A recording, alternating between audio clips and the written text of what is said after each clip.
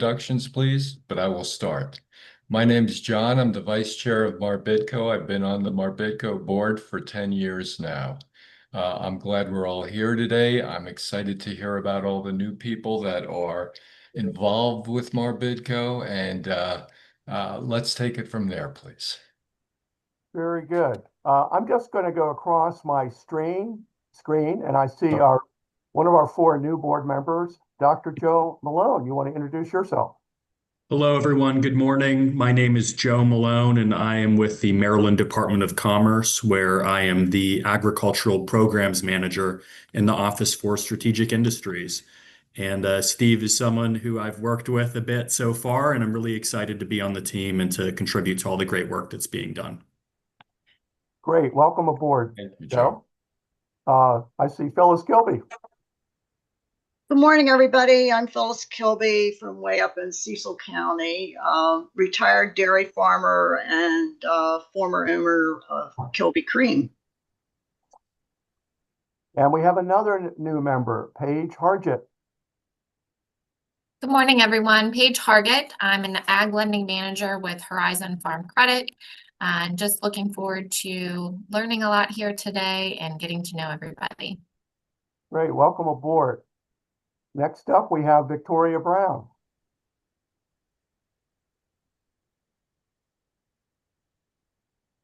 Hi, Victoria Brown. I've been with MARBIDCO for a while now. I own Shop Cove Aquaculture, and just looking forward to this meeting. I've been out a while because I had some illnesses, but I'm back on the board. We're so happy you're feeling better, and thank you for joining us today. Okay. Next up is Mark Krebs, our Secretary Treasurer. Hi, Mark Krebs, retired CFO of Farmers and Merchants Bank and current board advisor to Farmers and Merchants Bank. And I've been on the board how long, Steve? Not quite as long as John, but almost. Yeah, at least 2 terms. Great. Let's see, Charlotte Davis. Good morning. I'm Charlotte Davis, Executive Director of the Rural Maryland Council. We're an independent state agency in the Maryland Department of Agriculture. And I've been here, I think, 13 years. Yeah, you're a veteran now, Charlotte. Next up is another new board member, Katie Zank. Hi there. I am the new Executive Director of the Maryland Food Center Authority. I took Dr. Don Darnall's place after his retirement, and I understand Don had been with you all since the beginning. So very excited to represent the authority here and get to know your work. Great. Welcome aboard. So glad to have you. Next up is Dr. Jinhee Kim. Good morning, everyone. Welcome, new members. I'm Jinhee Kim, Associate Dean and Associate Director for the University of Maryland Extension, part of College of Agriculture and Natural Resources at College Park. Great. And we have another PhD with us, maybe our newest PhD, Matt Parker.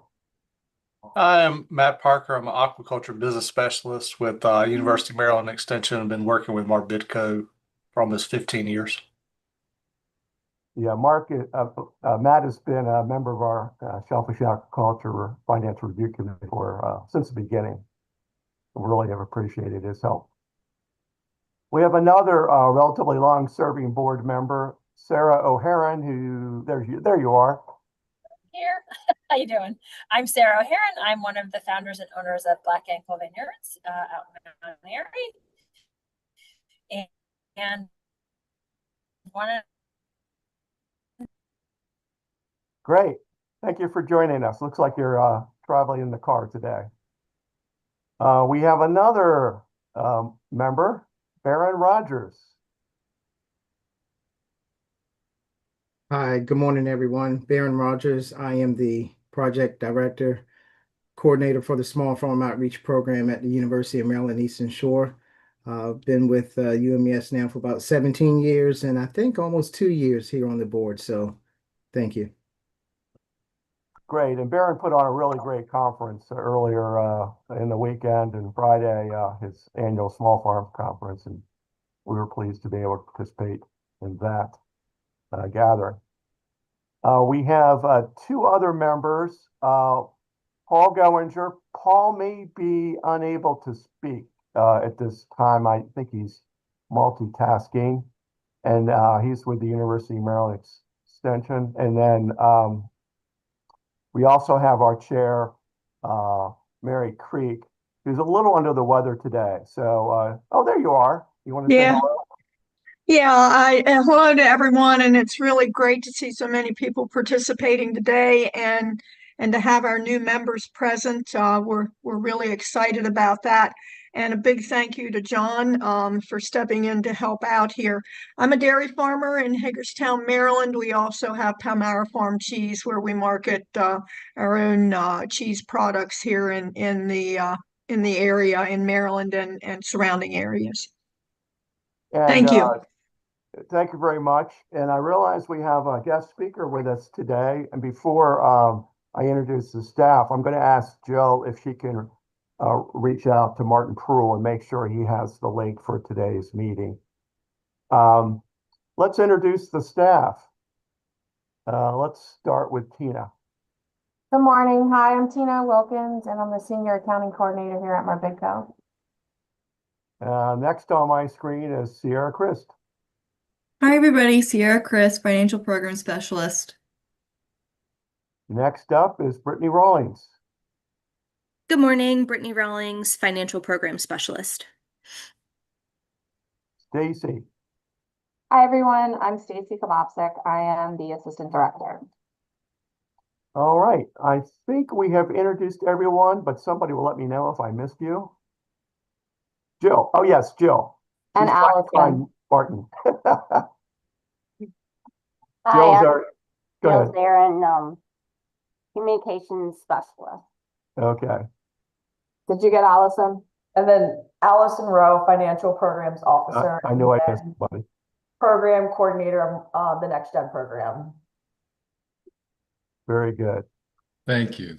Thank you all. Did we miss anyone? Well, this is really exciting. I'm glad to have all the new members on the board. Congratulations on your appointment, and we look forward to working with you. If we could move into the approval of the minutes from the previous meeting. So moved. The second, Second. call for the question. All those in Sorry, favor? who was the first person? Mark It Krebs. was Mark and Charlotte second. Thank you. Call for the question. All those in favor? Aye. Aye. Approved. Thank you, Martin, for coming this morning to the meeting. We appreciate it. I'm looking forward to hearing what you have to say, as I'm sure everybody is. So we appreciate your time, and we're glad we could get you early on in the agenda here. Is Martin with us? No. Oh. Well, Tell you what, why don't we move into the next item, and then we'll have Martin when he's able that's fine. to join. So next on the agenda after our guest speaker is update on financial updates. And you have in your packet material relating to FY 2025, which is the year that closed on June 30th. And we actually had quite a good year in terms of number of projects and dollar volume. Tina's going to put up the summary of FY 2025 for you to look at.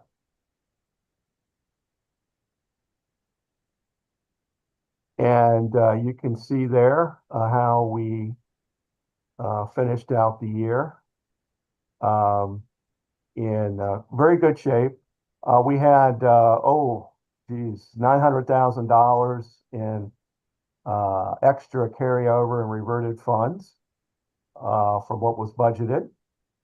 We did receive our full final core programs appropriation last year. And we did receive $2.3 million, but we gave $140,000 to MDA from an appropriation a couple of years ago that was due to them to help with the CLIF program, the Certified Farm and Fish program that they administer and that we help support with our aggregation grant program. So we owed that to them, and it was transferred over, and our outside CPA said we had to book it to the state appropriation line. We had our final installment of the food aggregation grant program from the state. We did very well in core loan principal repayments. We had budgeted just under 2.2 million, and we came in at 3.6 million. So, part of that is what we can't budget for, which is early repayments of loans. So we'll talk about that in a moment, but we always have something in excess of $1 million that is repaid earlier than expected. The restricted principal repayment line, that's our specialty lending programs, came in just a little bit under budget. Interest income from loans came in ahead of budget, which is good. That's part of our operating income, as is the program income line there, which also came in way ahead of budget, as it turns out. We did very well in repayments from the original Next Gen program. So you all will remember that this is our easement option purchase program, and we provide our Next Gen folks 7 years to repay the funds we advance when the farm is being purchased. And when that happens, the permanent conservation easement is handed off to the agency that administers it. And we did very well last year in those Next Gen program repayments. We also did very well in the other income category, which is principally CD income. So at the end of the prior year, we were able to purchase some CDs, which have performed very well for us. And then finally, the last line there, targeted federal, state, regional grants, is the USDA grant that we're receiving for the Maryland Livestock Processing Loan Program. So we're getting a grant from USDA to make loans to support livestock and blue catfish processing. And so that's what that funding represents there. So moving on to unless there are questions, before I did want to note the operating income line. This is the funds that we use to evaluate how we're generating operating income to support our administrative costs. And you can see there that we did quite well in that category. So looking at the further operating expenses, nothing terribly out of the ordinary there. Under budget with everything except contractual services. Our legal costs went up a little bit last year. Manachi Nosofer, who's our general counsel, is actually employed by the Maryland Department of Commerce, and we reimburse the department for his time. Everything else was pretty well under budget, so nothing really surprising there. And then as you move down into the programmatic expenditures, we had a good year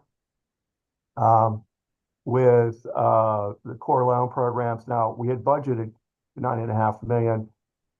We hope to do $6 million. That's sort of our general plan for core loans, and we came in at 7.4 million. So that's actually a pretty good number. In terms of the specialty loan programs, we did fairly well there. We'll talk more about it in a minute, but I think we're expecting a little more activity in the Waterman's microloan program and in the shellfish aquaculture program, but business has fallen off a little bit there. Shellfish aquaculture doesn't surprise me because it's quite costly to start up an aquaculture business today with the cost of seed and shell, particularly. In the specialty grant programs category, you can see how we did there. That includes the aggregation grant program. And In the core grant category, we had budgeted 235. Now, this is the MARBIDCO funds that revolve from our core program funding, which is really reflected in that operating income. So that's what, going forward, now that we're self-sustaining in terms of our core program funding, you all will be funding our core grants from that operating income, if that makes sense. So we're going to be paying careful attention to that going forward. And then finally, in terms of new expenditures from both the original Next Gen Easement Option Purchase Program and the Small Acreage Next Gen Program, we had budgeted a healthy amount, probably more than we needed, 3.6 million. The most we've ever done is 3 million, but we ended up at about 1.7 million. So all in, $13 million in programmatic project expenditures. That actually is a record by a very small amount in terms of the dollar volume. The number of projects is a little less than a record. I don't have the number right in front of me, but the dollar volume is a record for us. So, and then in terms of lending, both core and specialty lending, we're about 9.4 million, and that is also a record in terms of dollar value. So it ended up being a pretty good year last year for us. And we carried over to the next year something over $11 million. So that's how we wrapped up FY 25. I'm happy to take a question or comment. And if not, we will move on to a discussion of the audit, unless Martin is here. Did Martin arrive?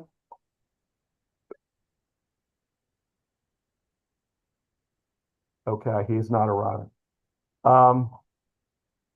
Let's move into the audit, and I'm going to ask Stacy if she can call Martin while we're waiting.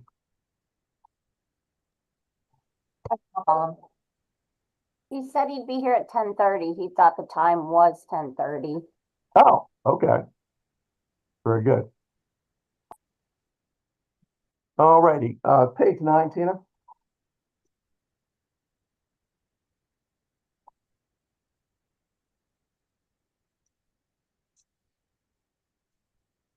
All right. Well, I'm pleased to report we had another clean audit this year. Every year since the beginning have we had a clean audit, which I'm pleased to report. You can see here some of the highlights of the audit. In terms of current assets, we're in good shape there with $32 million in both cash and cash equivalent and the current portion of loans receivable.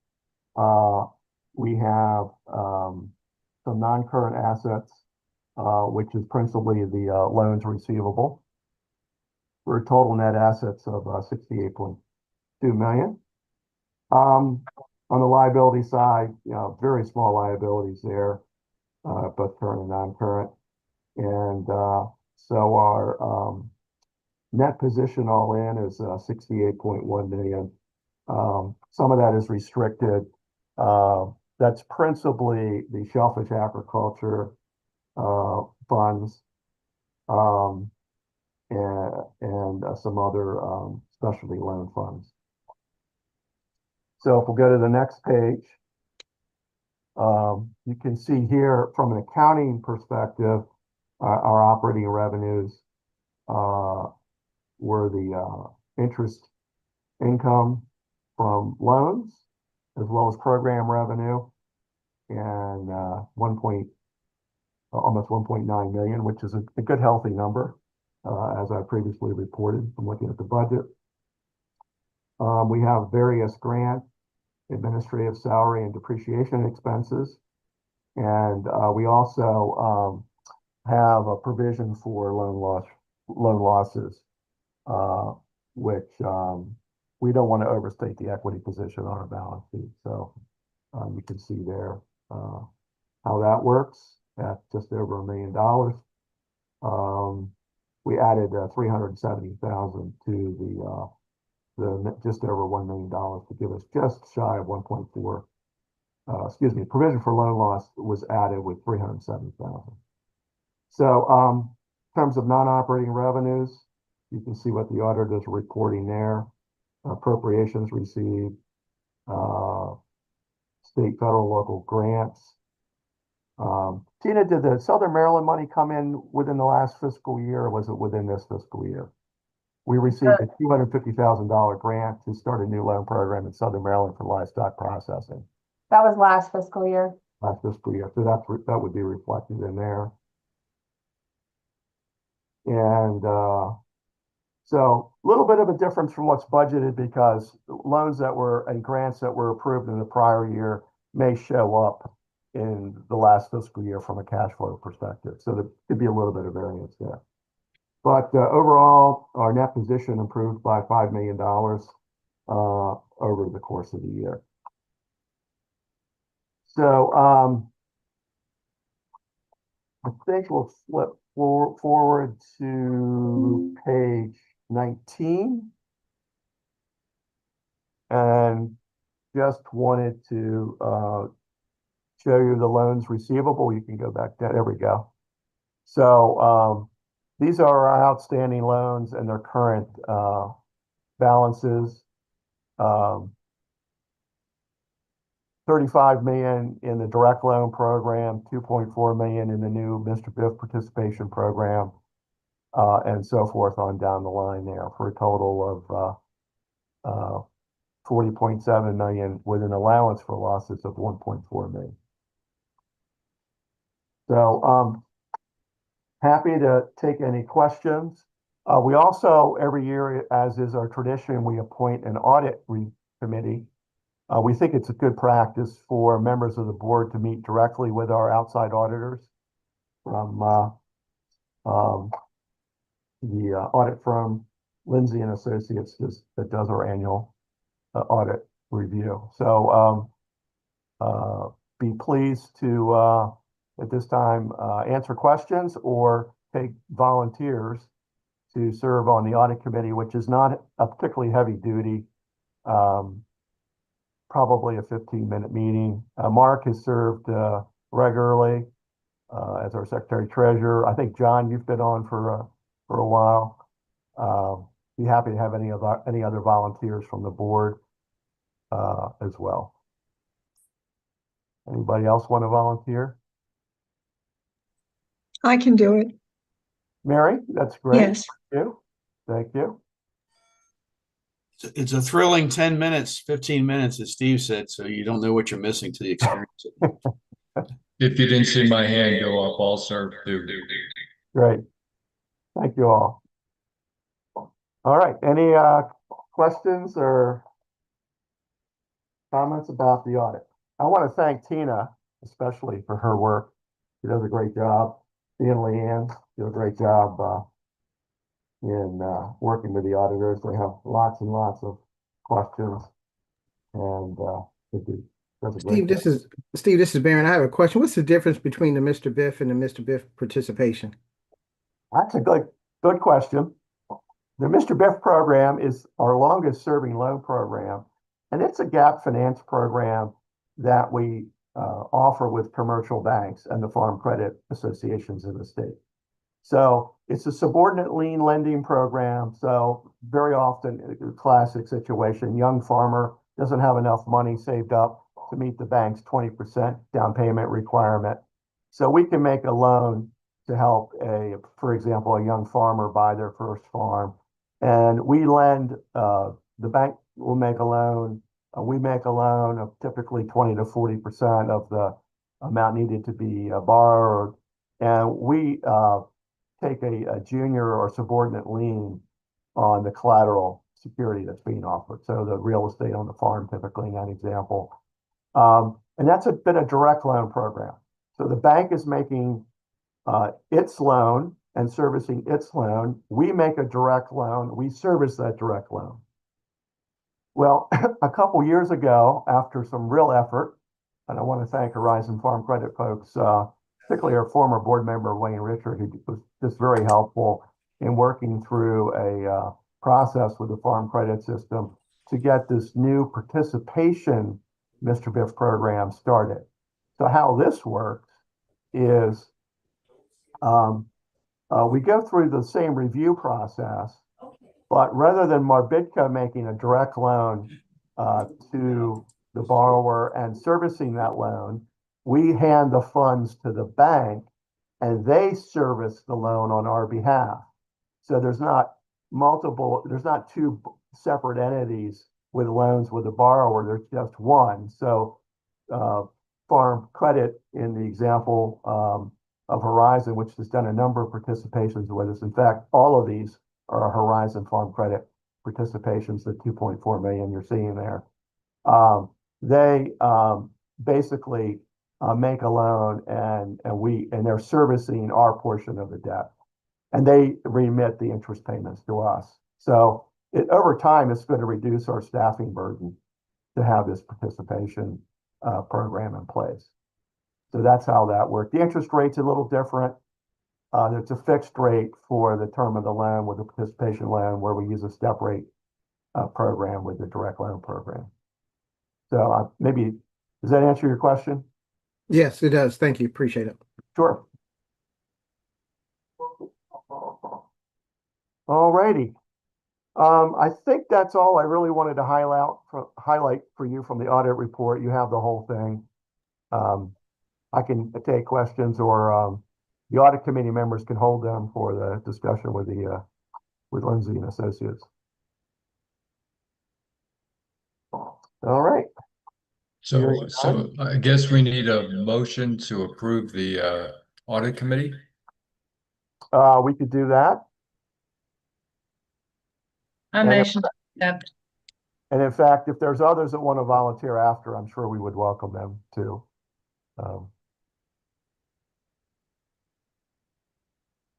But I hear a motion and a second, Mr. Chairman. I think we need a second. I didn't hear that. Oh, you second. I'll second. Okay. Who was that for Jill? Katie. Hey, Katie. Thank you. Okay, motion to accept the audit committee slate as presented. Could you say who was first? I was letting Martin in. It's going to be John, Mary, Mark. And was there somebody else? And who made the first motion? He was the originator of the motion. Victoria. Oh. Victoria. Okay. Okay, sorry about that. Call for the question. All in favor, say aye. Aye. Aye. Aye. Opposed, no. All right. Motion carries. Mr. Chairman, I see we have another board member joining us, Mr. A.C. Alray. Welcome, A.C. All right. Did you say Martin was in? Yes. Martin, are you ready to go?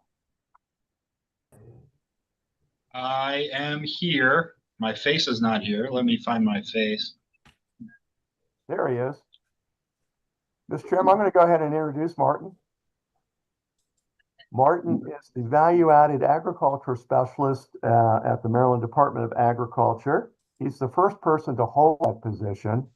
Martin was previously the Ag Development Manager for Charles County's Department of Economic Development, where you were for how long, Martin? 3 years? 6 years. 6? Wow, how time flies. Martin's really, this is my personal opinion, is doing an outstanding job in his current role at the department. And he and a research fellow spent, I don't know, 8 or 9 months doing research to develop a statewide guidance and analysis report. And I thought it would be useful for you all to hear what he's come up with. So, Martin, the floor is yours. Thank you, Steve. I appreciate that. Before I jump too deep, how am I coming in on the screen? I'm delayed on my side, but as long as I'm not delayed on your side, I'll keep going. Your covered slide, it looks great. Okay. but my face is not delayed because my camera seems to be behind. I see your face. Anybody else have a problem? All Okay, right, looks like you're good to go, Martin. Literally just me. Well, thank you all for the opportunity. I apologize for being late. This project has really led to a lot of follow-up conversations and presentations. I was just dealing with a legislative analyst from Montgomery County who wants this brought before the council in 2 weeks. And that is one of many counties that are wanting to have a deeper conversation about this project. So I'll briefly run through what was a 6-month project, the value-added agricultural statewide guidance and analysis document that the Maryland Department of Agriculture undertook since February and published just 2 weeks ago. Let me click through these slides here. So I just want to give you a little bit of the inspiration and the reason why we did this. As Steve said, the value-added agricultural program has been around for just a little over 2 years now. It was the value-added ag specialist was created through Maryland General Assembly in 2023. There was law passed to create this role within the Department of Agriculture.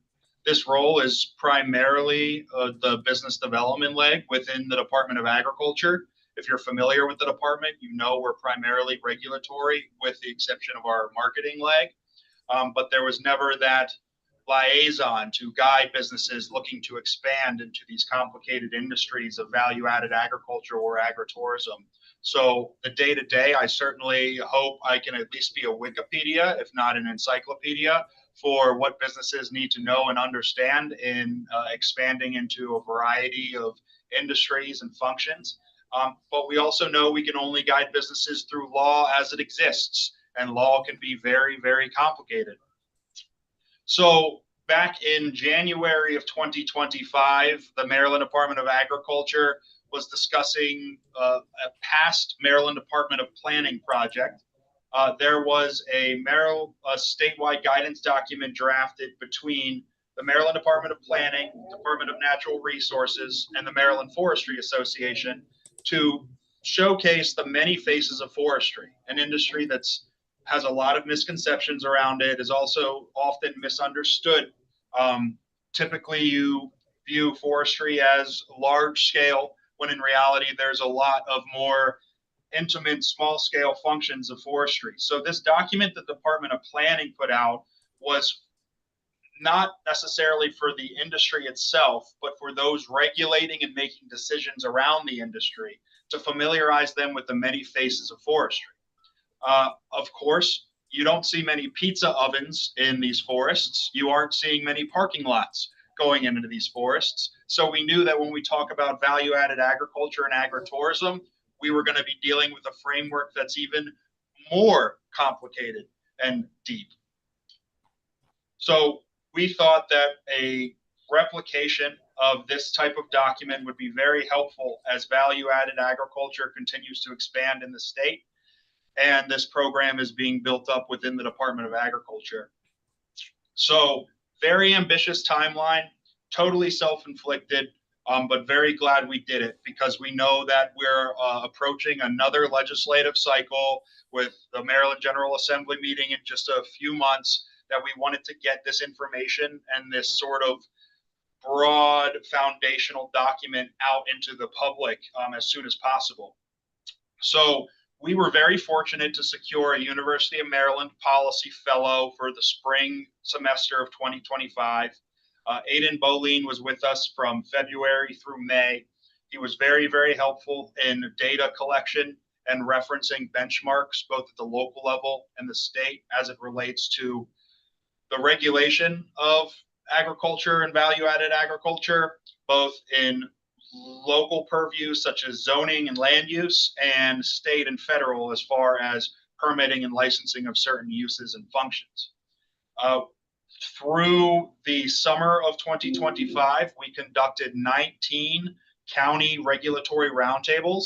19 of 24 jurisdictions is a pretty good feat, in my opinion, as it relates to being able to connect and coordinate with economic or agricultural development offices within various counties, asking them to assemble an audience consisting of the regulators and decision makers in their communities. This included environmental health officers, building code officials, zoning directors, sometimes council members or commissioners or even state officials, just to discuss and flip the script on regulating agriculture and asking those that make the decisions every day and regulate these industries what the pain points are in recognizing and supporting the industry moving forward. And we made our October 2025 publication. So this document has been live for 2 weeks now. This is the QR code. If anyone wanted to access it online, it can also be found on the Maryland website under the Value Added Agriculture page. But again, this document is supposed to be very broad in nature, 40 pages, maybe a little bit more dense than I initially anticipated. But the whole premise of this document is to untangle the regulatory web so we can continue to have collaborative discussions with industry, regulators, and decision makers about how we're going to support value-added agriculture and agritourism moving forward. Just for your familiarity, the way that this document is outlined is the first half is very matter of fact.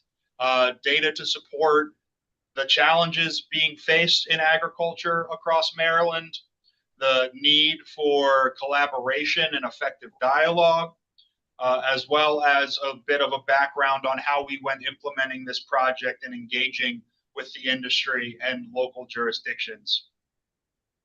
We then sort of jump into the regulatory frameworks, and in a following slide, I'll let you know kind of how that broke down specifically. But working with the Department of Health and the Department of Environment as the primary points of contact when it comes to regulating this industry at the state level, we had a lot of back and forth and a lot of great conversation. Getting their go-ahead to even publish this document, I feel, is a feat in of itself. So we really appreciated their collaboration, their perspective, and their expertise. But starting with 2 state agencies was not nearly enough. We found ourselves connecting with other agencies such as the Department of Labor. I'm not sure if anyone on this call is familiar with this fact, but the State Fire Marshal Office expects to inspect corn mazes throughout the state. There is a 2-page document that has standards. That means the State Fire Marshal Office approves and signs off on corn mazes each and every season. One of those sort of hidden regulations, not that we argue with it from the sake of public health and safety, but we argue with it from the fact that how would a business know if they're not going through any form of building permit process that the fire marshal would be involved in any way, shape, or form. So we will bog you down on some of those pieces of information. And then we identify, again, being a state agency, we're not formulating formal recommendations or solutions, but we are painting a picture of where the shortcomings are currently in supporting agriculture and the expansion of value-added agriculture. We do want to highlight where the major challenges are and in turn support with some opportunities that can be utilized both at the state level for supporting the trickle down of regulation down to local enforcement, as well as offering some basic guidelines and support for how local jurisdictions can be planning and supporting through value-added agriculture and agritourism enterprises. So I'll have a couple slides to just expand on those highlighted terms and sections.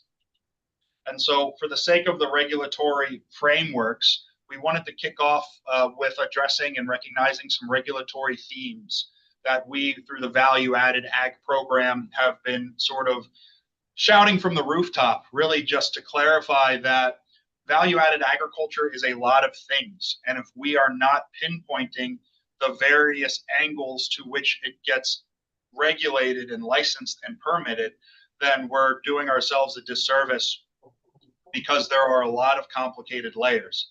So for the idea of laying out what regulatory themes make up value-added agriculture as a whole, we listed a total of 4. Value-added processing, which is typically state licensed. That's an important consideration. Taking a raw product and the further manufacturing it for distribution and wholesale is a state licensed activity. If we are talking localized food service, taking a product and turning it into a ready to eat and selling it at the pumpkin patch, is often locally licensed through a local health department. So that in of itself are some of the important distinguishing factors we felt the need to lay out within this document, but also why we needed to recognize the agritourism and food service, which is the engaging with the public concept, as a separate theme from the further manufacturing of a product. We also felt the need to add retail sales as a separate theme, because although we're not talking about food service necessarily, retail sales is a function we often see farms qualifying or sort of pushing themselves into the need of additional licensure without necessarily knowing it.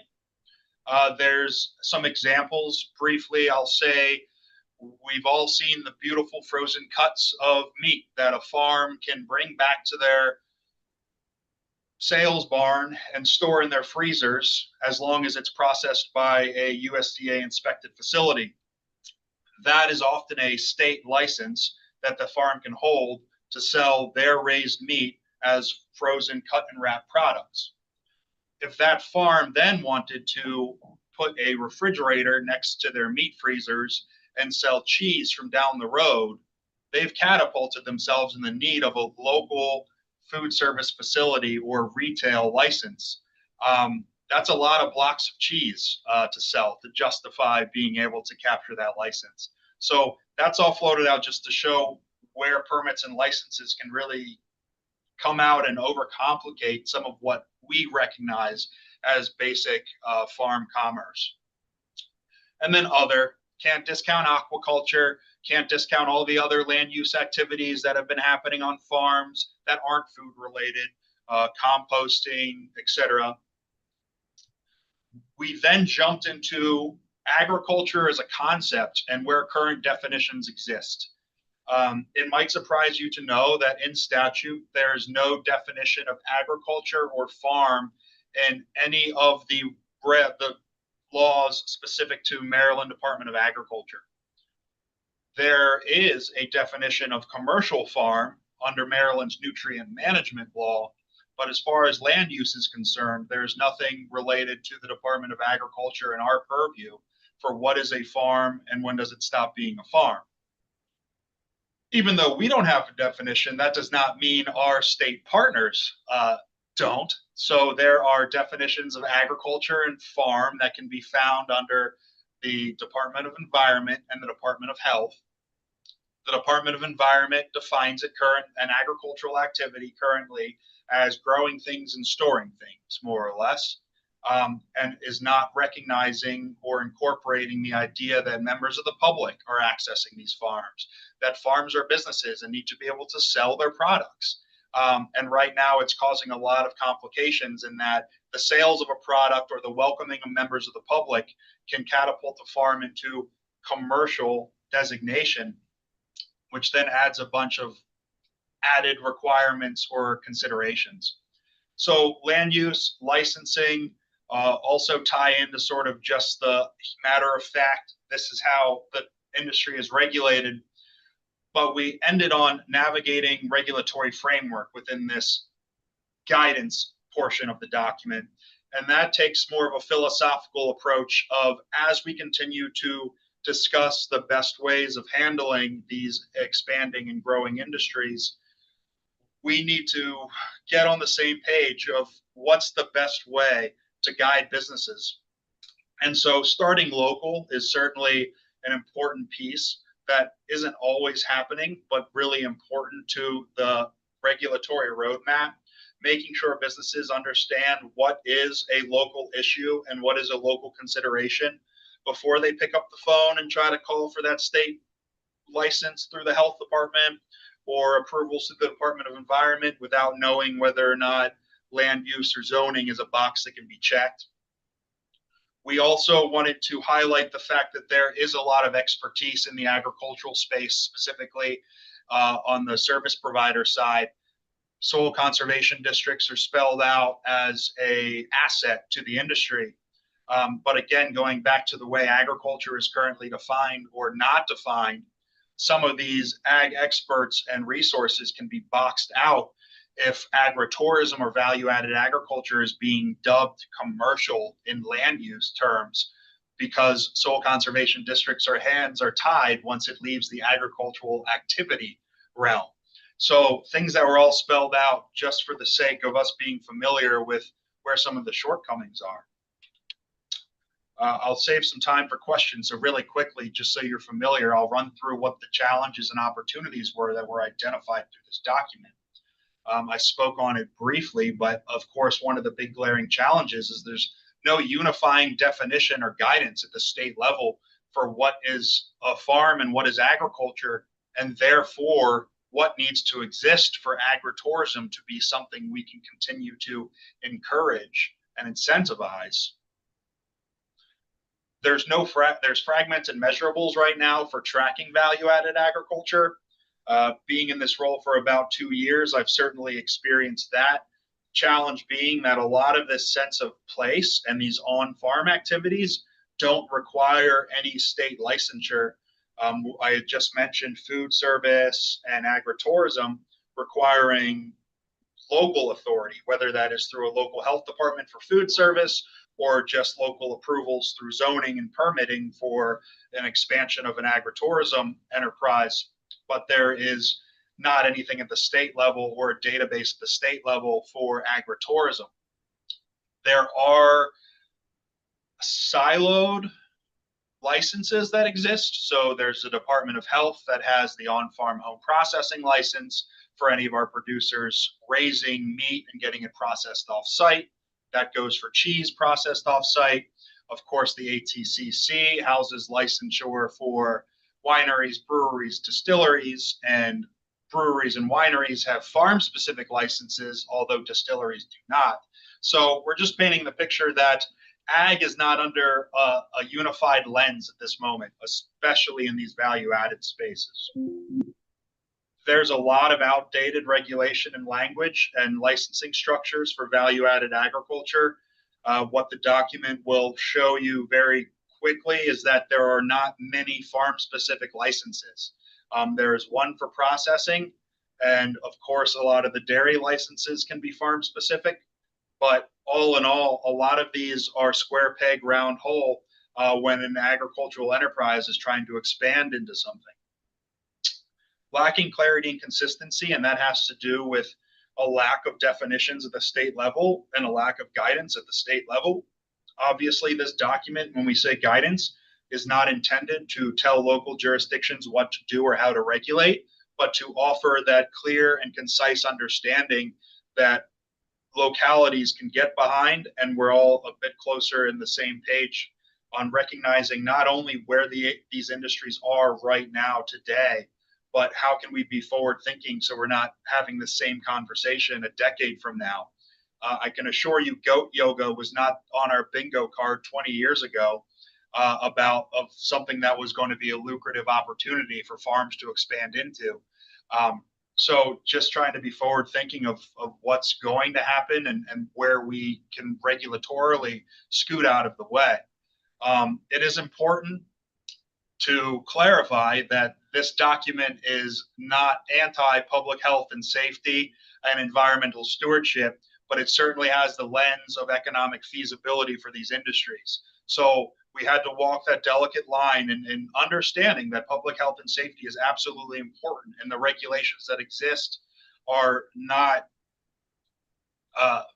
necessarily irrelevant to the discussion and what we're trying to accomplish. But farms are unique in nature, and farms that expand have very, very diverse operations and a lot of facets to them. And so just being understanding as we continue to plan and regulate these industries of how unique they are and how unique the industry is going to continue to be is really important for us as a state. And then scalability. I see a hand up. I'm going to finish this one, Dan, and then I'll pause before the opportunities if that's okay.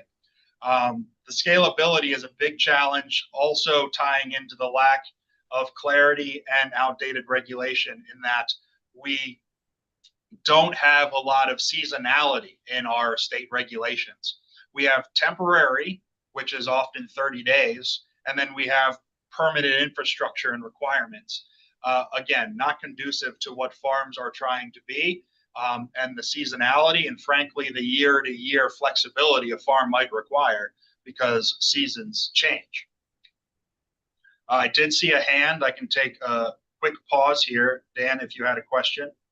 Yeah, we have Dan Ryder, a member of the board that's joining us from the Department of Natural Resources. Dan, you want to ask your question? Yeah, thanks. Hey, Martin, this is really impressive. Congratulations. So, how do you see this document being utilized going forward? I mean, I know it's a guidance document. And the way we handled ours at forestry, it was, you know, it was a document, it was a tangible item that we could lay down in front of planning and zoning officials and say, we would really appreciate if you could incorporate as much of this thinking into your local policy development. So ours is more of like a one-on-one tool. How do you see this one? I mean, it's so the topic of agriculture is so broad, and there's so many people that either need to be engaged or find themselves being engaged. And I'm just wondering how do you see this going forward? Yeah, thanks, Dan. I appreciate it. So a little bit of both as far as interacting with local jurisdictions and helping them understand the industry as a whole. Obviously, we went county by county and learned a lot of unique details about various jurisdictions, but also a lot of commonalities. There are a lot of ongoing efforts that are complementing this document already. So as far as vessels and how we're more or less going to track the action items that come out of this document, I think GICA is going to be a really good forum for dialogue. For those unfamiliar, GICA is the Governor's Intergovernmental Commission on Agriculture. Although it's been around for a while, it was just updated by an executive order this year to expand its footprint.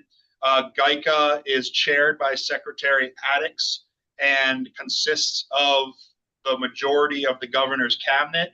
And GICA meets quarterly to have conversations about real life and current challenges, to have all of the agencies at the table and have discussions. A recent update to GICA was the creation of 3 subcommittees, one of which I chair, which is value-added agriculture and agritourism. I was using that subcommittee, those subcommittee meetings, which are actually bi-monthly, to offer updates through this process with the Department of Health and the Department of Environment and other relevant agencies. So through the drafting and even the publication of this document, there's a few proposed regulatory actions that are currently in the pipeline by our regulatory partners, with potential legislative action that could take place here in early 2026. So proposed regs that exist is the revamping of Maryland Department of Environment stormwater management regs. That was always scheduled and intended, but we've had some conversations about some materials that are going to have to come out of the update for the sake of supporting soil conservation districts and agritourism enterprises. The Maryland Department of Health is proposing a expansion of the on-farm home processing license. There was some regulatory language that was a little limiting, specifically that this license can only be obtained by an owned farm, which boxes out anybody leasing farmland.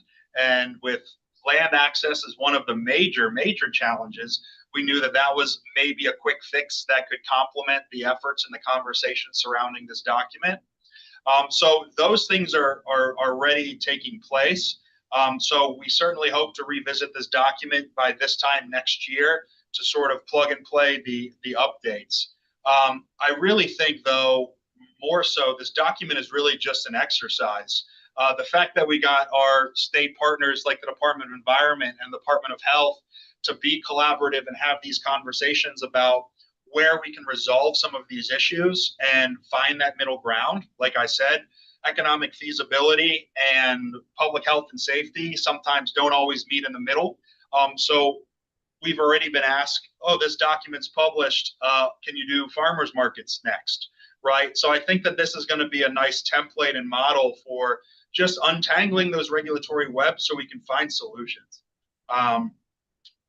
But again, I was just this morning preparing for a council work session for Montgomery County. So some of these counties that are currently experiencing challenges or looking to create, new programs or initiatives, really want to talk it out and use lessons learned through the drafting of this document to do some local solutions as well. So I think it's layered, and I'm looking forward to a hectic year of working through what has been published. Martin, other people have questions, but I want to make sure, did you finish your presentation? So let me just land on,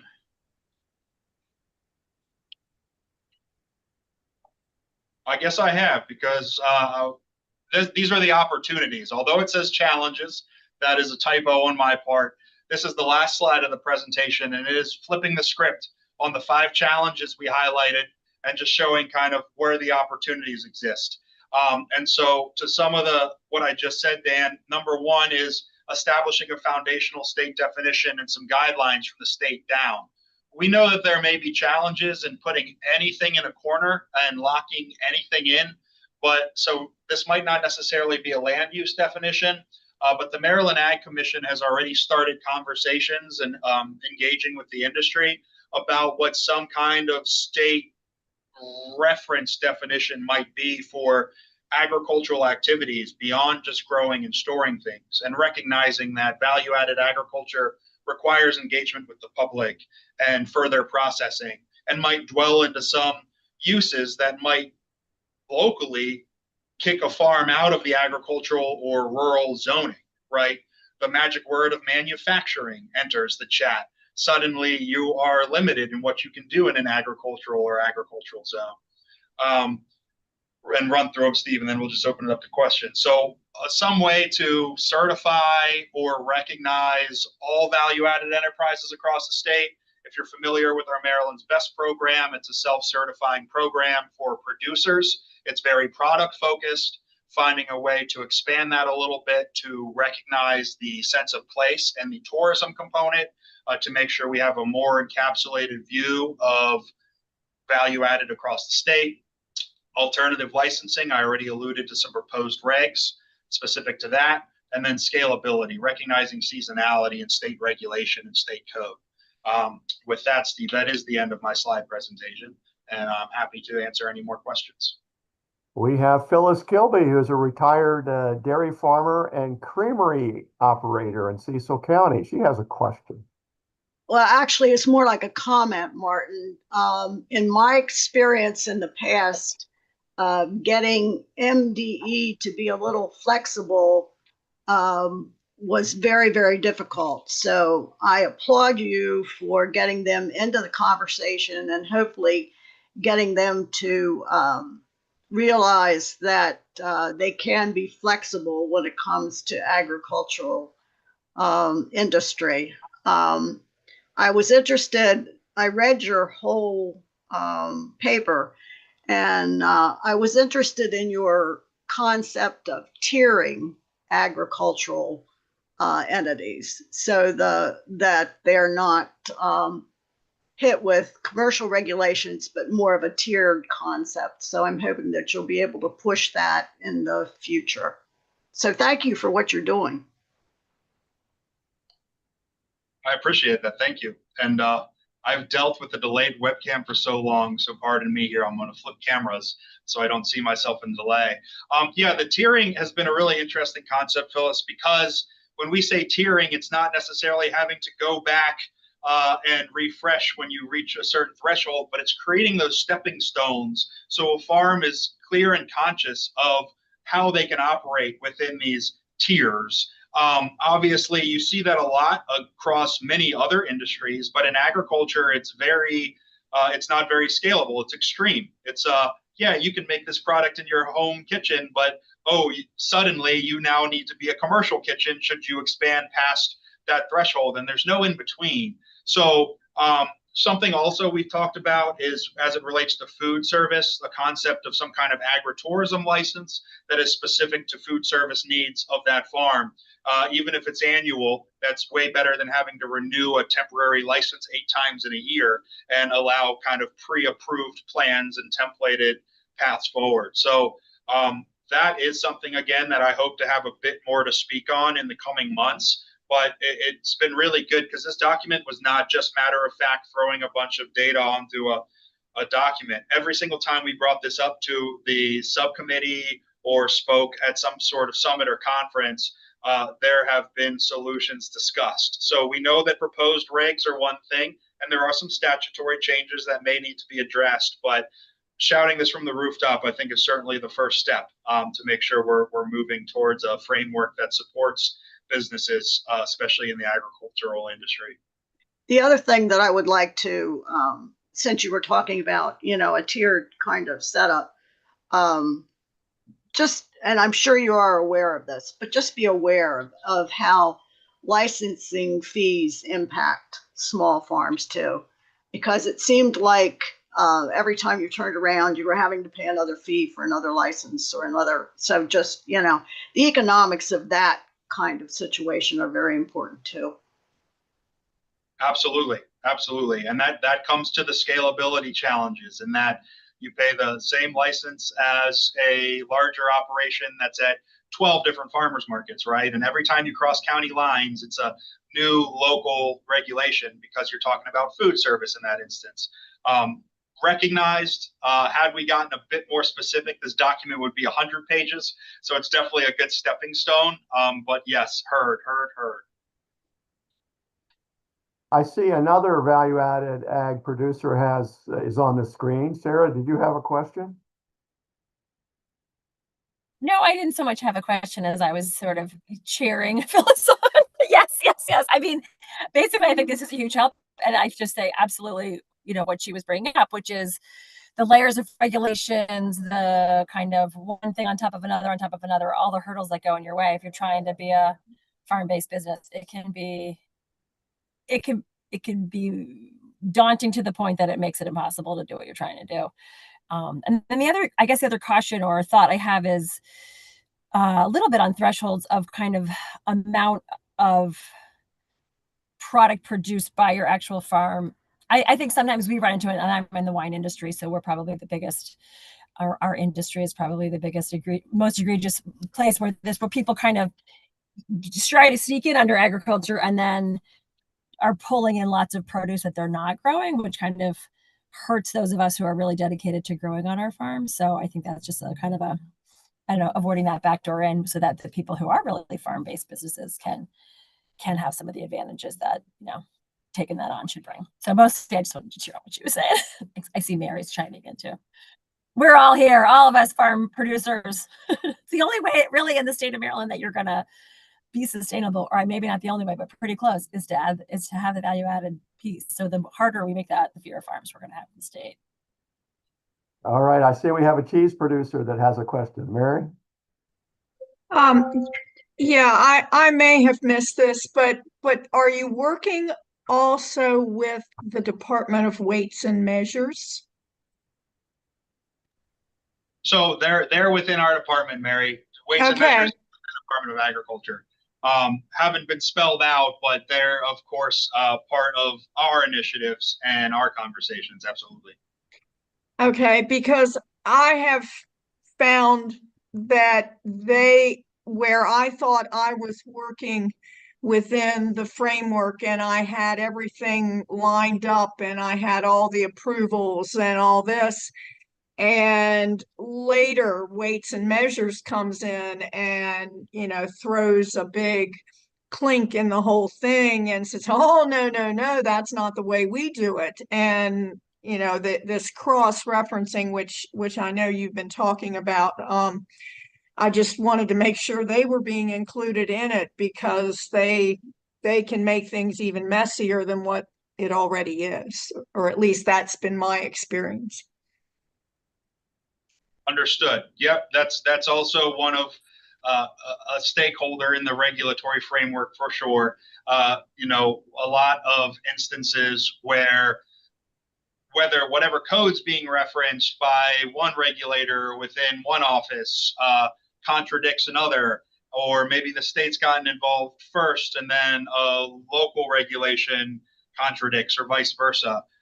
It's hard for us to encompass every single one of those conflicts, but making everyone aware that that's kind of where the complications come is really an important goal of this document.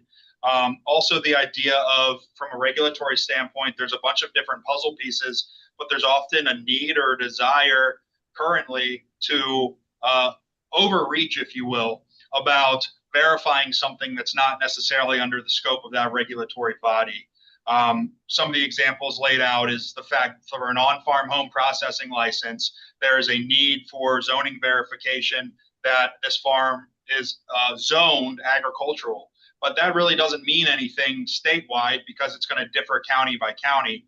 And so there's been examples where a state agency is pulling, and I didn't want to even mention this today, but the agricultural tax assessment to verify whether they're zoned agricultural, when a tax assessment has nothing to do with zoning and land use, right? So just sort of aligning what our actual references are for effectively regulating can go a long way.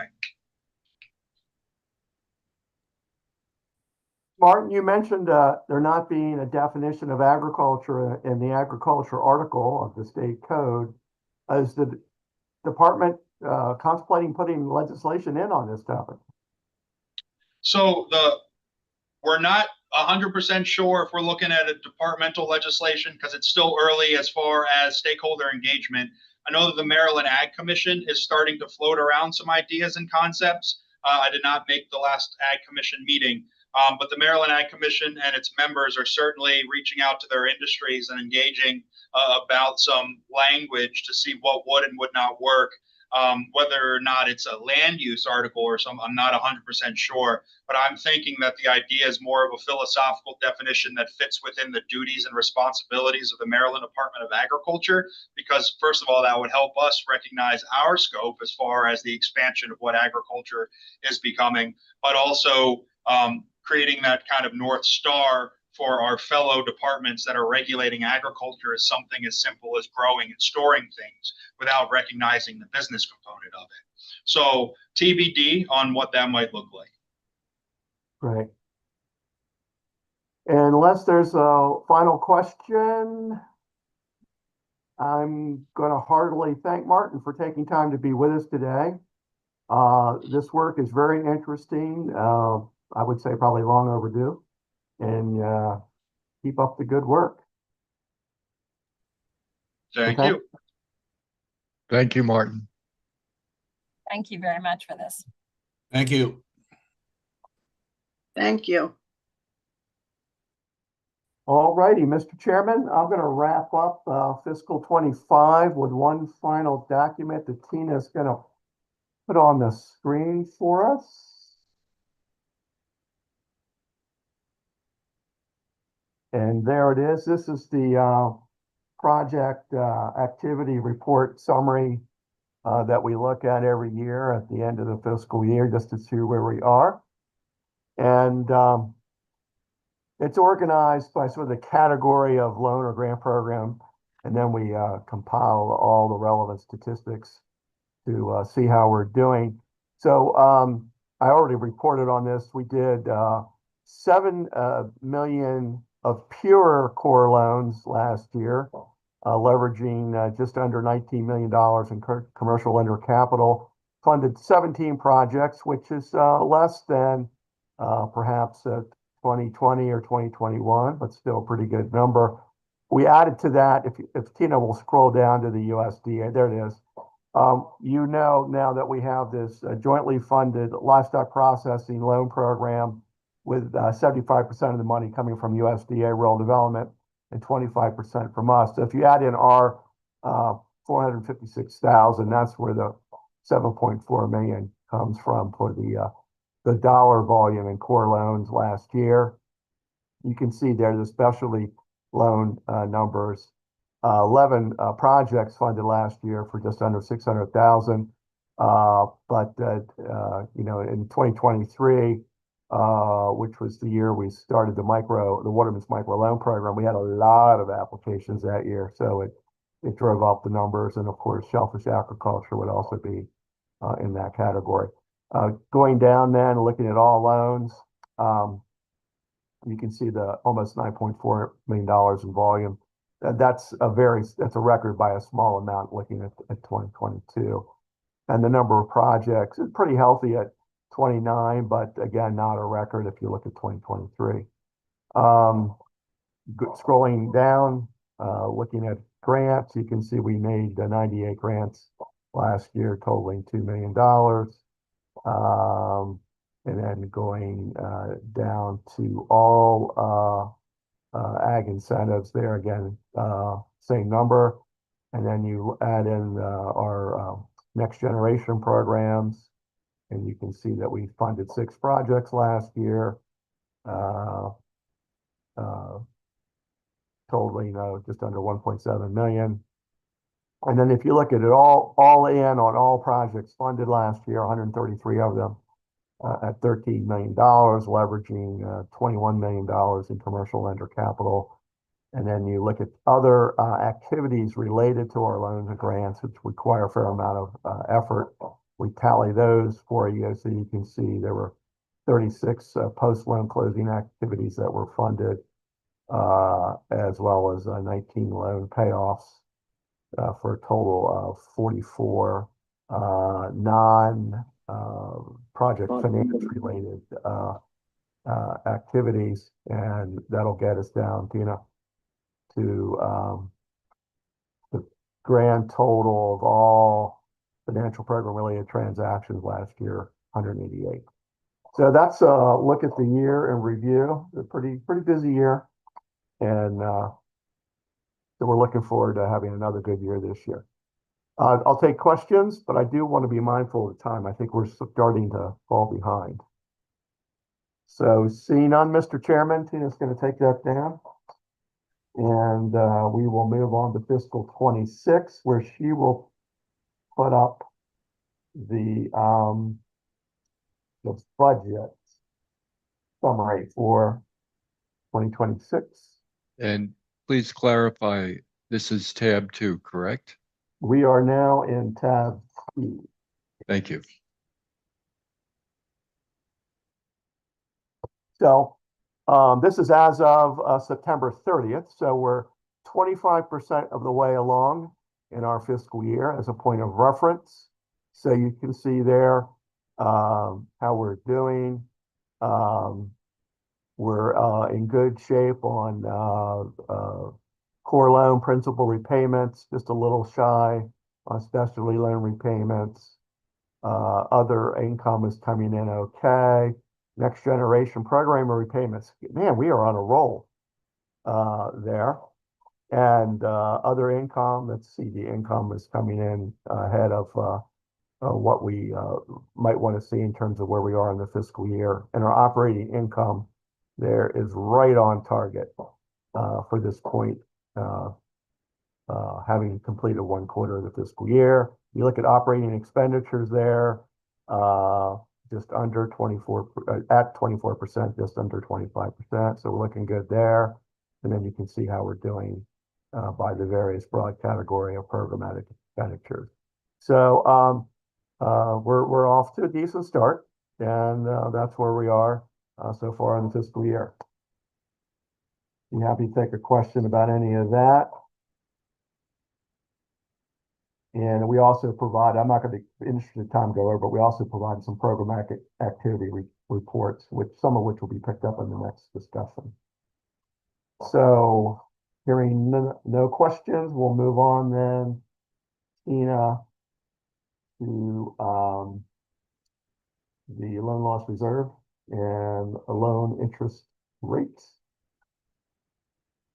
And we're reserving right now 2.54%. That number is adjusted quarterly as we look at how our individual loans are performing. And then the average portfolio interest rate number is very healthy, 4.452%. That may be a record. It's close to a record if it's not. So we have more than fully recovered from the interest rate buy downs that we made to our core loan borrowers during the pandemic. We were down as low as 3.3% portfolio wide, which is well below our target portfolio interest rate of 4%. So we have recovered and we're in pretty good shape. Again, generating that operating income that we now need to sustain ourselves now that the core program appropriations have ceased. So moving on then to the loan paid in full early loan repayments number. We did send out a corrected document there for you. So you can see there, we had 4 loans paid in full, 19 loans paid in full last year, 4 so far this year. You can see there the mix of the type of loan programs where the loans are paid in full. Of course, Mr. Biff being our workhorse program, you can see there how many loans have been paid off. Shellfish aquaculture is the next highest there. And then a number that we look at the very bottom is the early loan payoff number. And again, very difficult to project what this is going to be. Last year, we had 5 loans that paid off early, a total of almost $2.3 million. And then we're running at 1.165 million this year, which again is, if that trend continued, we'd be on a record pace. So it's good news in that money is flowing back into our treasury, which allows us to make new loans. So that is the story with that. And unless there's a question, I'm going to move on to looking to the 26th session, which is coming up in January. You will recall last year we had an appropriation of $300,000, which funded our livestock processing grant program as well as the wood products equity incentive grant program. This year we've made a request for $300,000 for the livestock grant program. I don't know whether that is doable in this fiscal environment.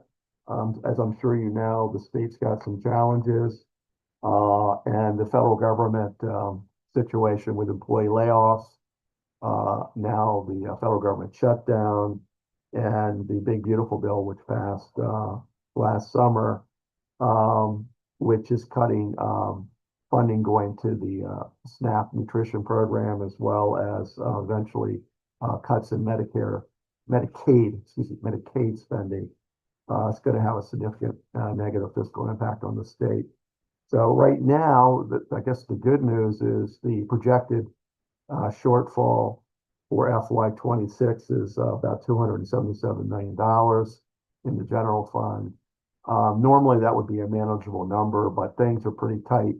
You may have read that the state just eliminated 500 state positions as part of a cost containment effort.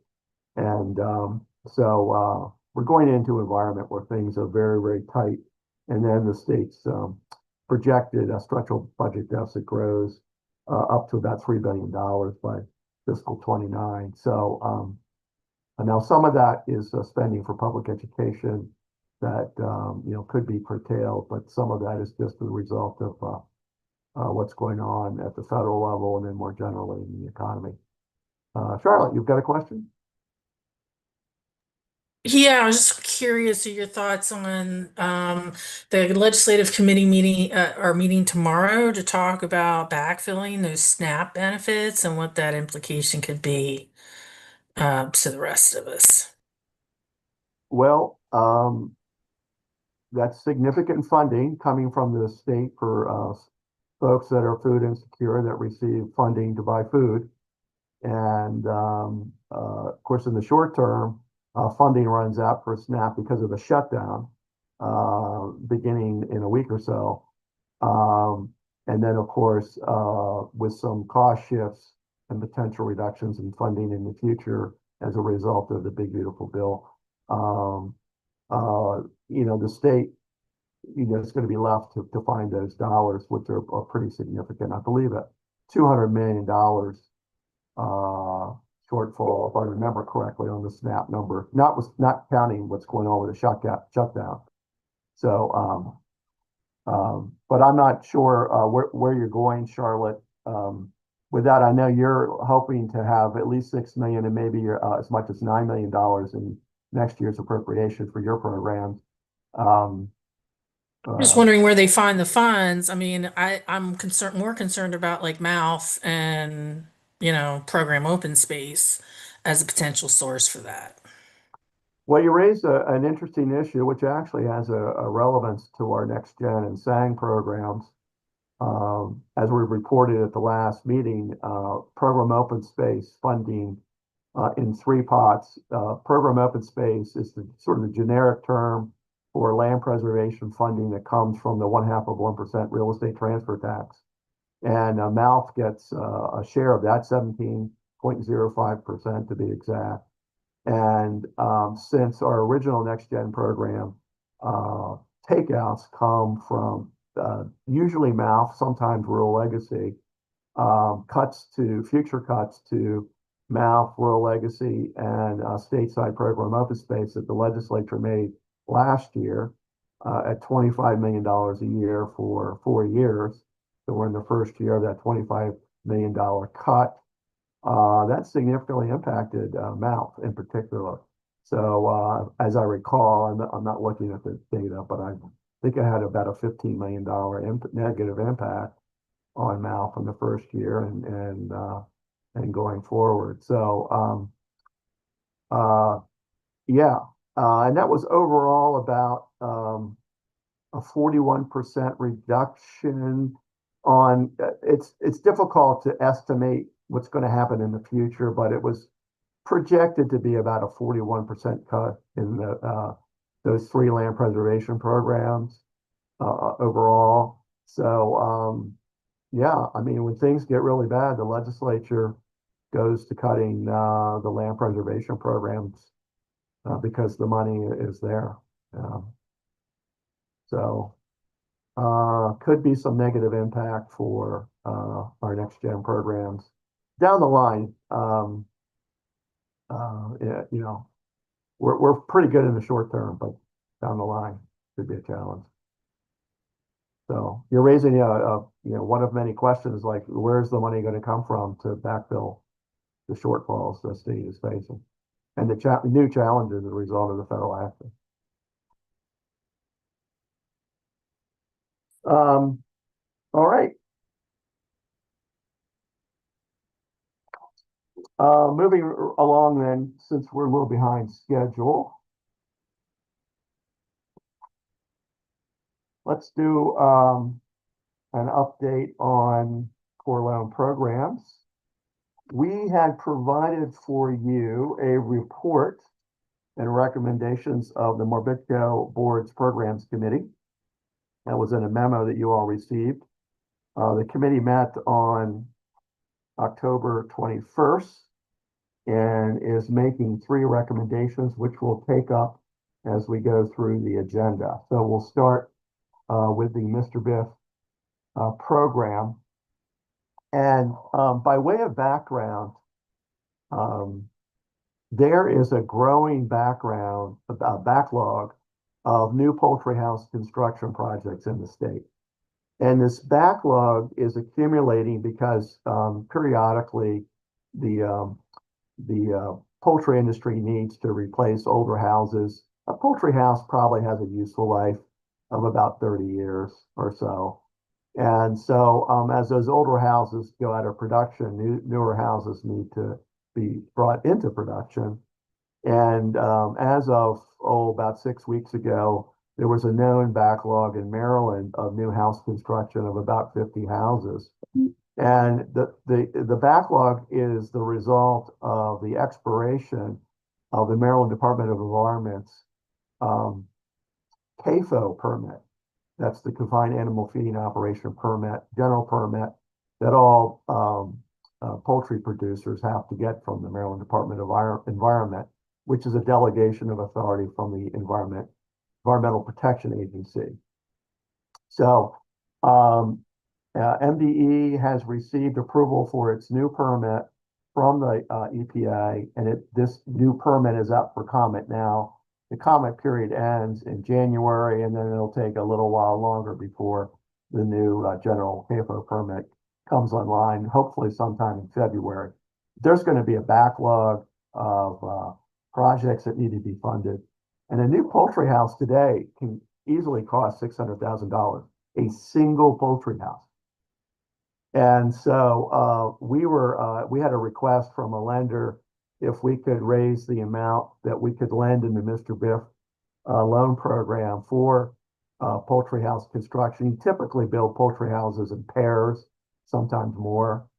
And so the programs committee discussed this issue and is recommending that for new poultry house construction, that we raise the limit in the Mr. Biff Direct and Mr. Biff participation programs to match what the real estate limits are currently. So $600,000 in the direct loan program or $700,000 in the participation program.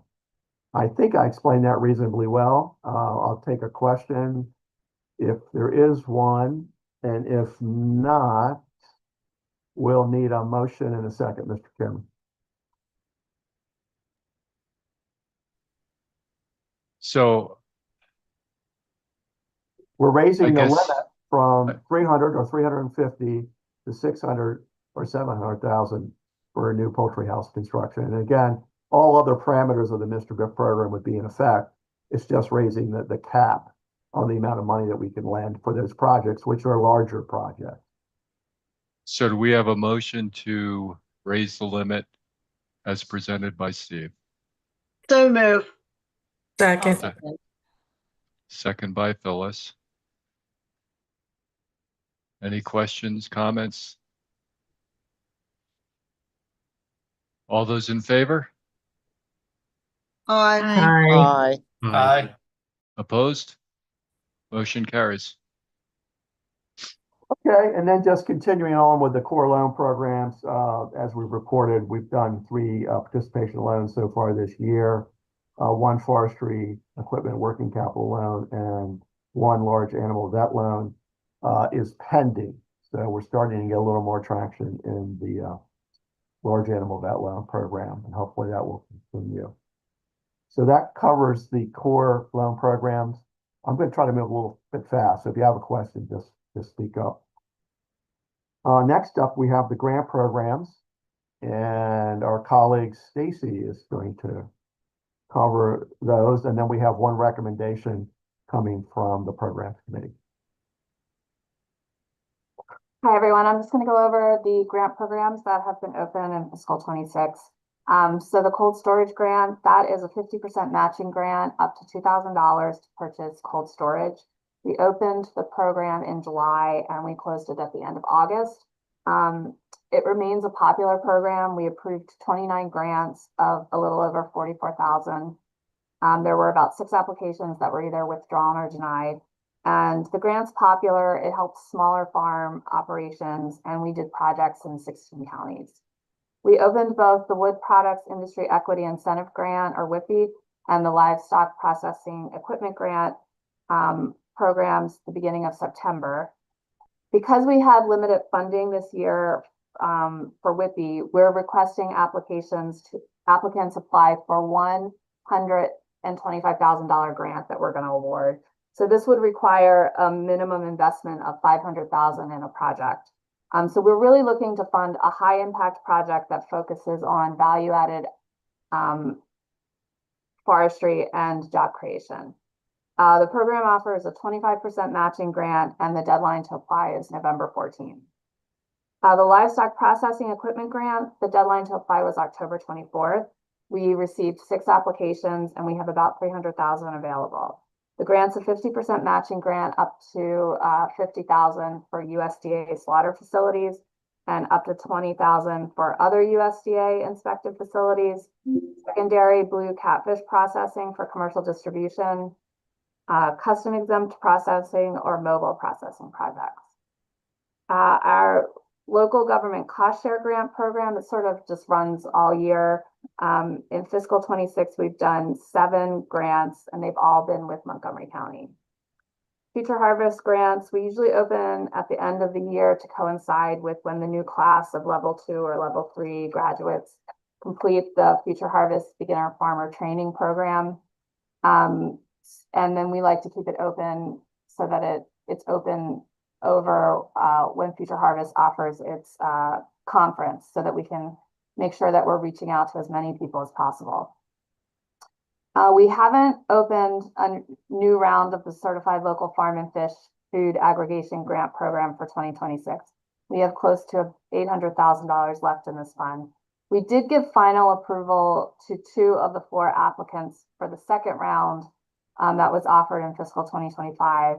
And we are in the process of getting those grant agreements finalized. And we also approved Montgomery County for a $300,000 grant, you might remember, in 2025 to build an aggregation center. And we've been going back and forth with our county government to get that grant agreement finalized. It's with them now, and we're just waiting for them to sign it. And that would be our first public sector grant recipient under this program. And I don't have any updates on the Urban Ag Lending Incentive Grant or the Maryland Value Added Producer Matching Grant. And that one will reopen when USDA opens its Value Added Producer Grant, which is usually in the early spring. And does anyone have any questions on that? You want to go over the recommendation from the Programs Committee on the eligibility, and then what might happen if we don't get any qualified applications? Yeah, let me just pull it up to remind myself. I can step in if you'd like, Stacy. That's fine. I just have to pull up the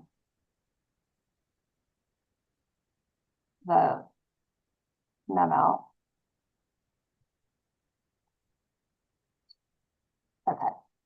So we received a request under the WIPI program to from a public entity, Camp Small. And Camp Small is a division of the Baltimore City Parks and Rec. And they wanted to know if they were eligible to apply for this program. We don't really directly exclude public entities, but they're not listed as an eligible applicant, and we've never received an application from a public entity before. So we really didn't have a definitive answer for them, and that's why we're coming to the board with this question. Camp Small, it's an urban wood program. They're a sorting and recycling facility for wood debris and reclaimed trees in Baltimore City. They use a sawmill and a dry kiln to produce value-added wood products, such as kiln-dried lumber, firewood, and furniture, which then they do sell to the public. They do expect to create additional jobs at the facility, and they are looking to construct a wood processing building to store the kiln-dried lumber. So we did talk with Dan Ryder about this and ask his opinion, and he did advise that they are city-owned, but they do operate more like a private company. So our first question to you is, would they be eligible to apply for the program? With the understanding that because they're a public entity, we would give them lower consideration than if a commercial forestry business applied. At this time, we haven't received any applicants for WIPI for this round. I mean, the deadline's not till the 14th, but so, you know, it's not we do anticipate that we will, but sort of the question is, can these guys apply as one of the applicants? And then the second part of this is, if we don't receive any applications, because to qualify this time, the investment is $500,000 that we're looking at. We really want to do this one high impact project. But if we don't receive any applications, we would like to immediately reopen the program. But instead of having one high impact project, we would look to lower the maximum grant cap to $62,500 to allow the two smaller projects to qualify. Does anyone have any questions on that? So there's two issues. One is the eligibility of a public sector entity that is producing product and selling it and using the proceeds to create employment and economic activity in their locality. So that's the first question. And the second question is, if we don't get any applications in the current round, where we're offering a single $125,000 grant to fund 25% of a project, meaning the minimum project size is $500,000. So you're talking a big project. If we don't get any applications, the second part of that would be to reopen the WIPI program, cutting the project size and the grant amount in half so we could fund two projects. So, Mr. Chairman, I guess we should start with the eligibility question first. And Phyllis, did you have a question? I'm sorry. Yes, I have a question. Fort Small I have a general question. That's the place where they had the large fire recently, is it not? Are they up and running and everything going all right now? Just general operation question. Dan may be able to advise. Do you remember there was a large fire at a facility? Is Dan still on? Yeah, yep. No, I've not seen it with my own eyes, but I've spoken with them, and they cleaned up, they rebuilt. They still have a long ways to go, but they actually took this as an opportunity to redesign their product flow. So they're actually coming out a little bit stronger out of the fire. Okay. So Phyllis, does that answer the question? That answers my question. Yes, thank you. So the question here is, can Steve, they apply, but they would have lesser priority to a private sector business? That was the committee's recommendation. And it looks like AC had a question and Victoria has a question. AC said, can you provide an example of the type of local government project? And I think if you're referring specifically to this recommendation, this is the project. We haven't had a local government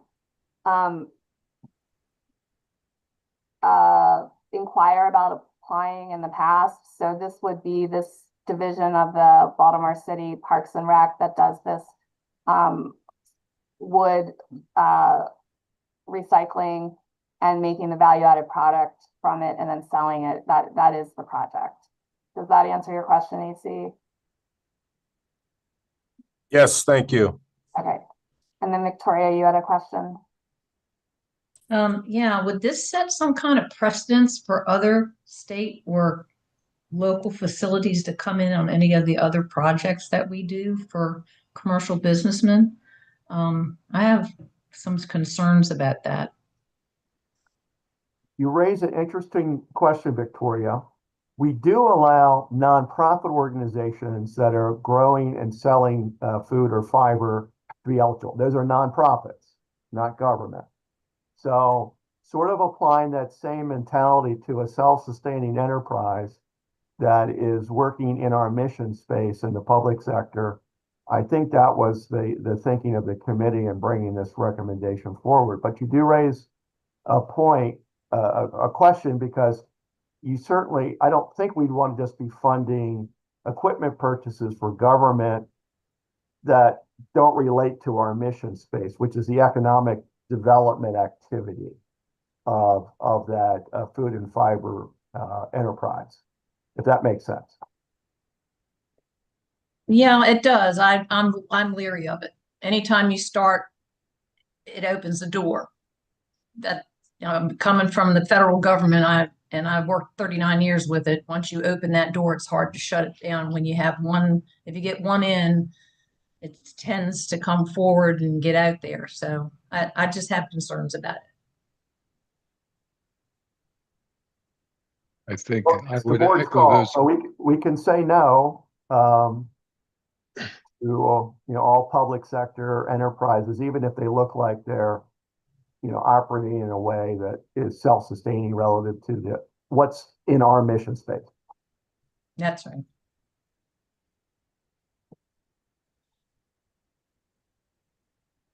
I think based on the information provided, I'd also have to agree with Victoria. I think it just kind of sets us down a road we may not be comfortable with down the road, especially since this is a rather affluent county.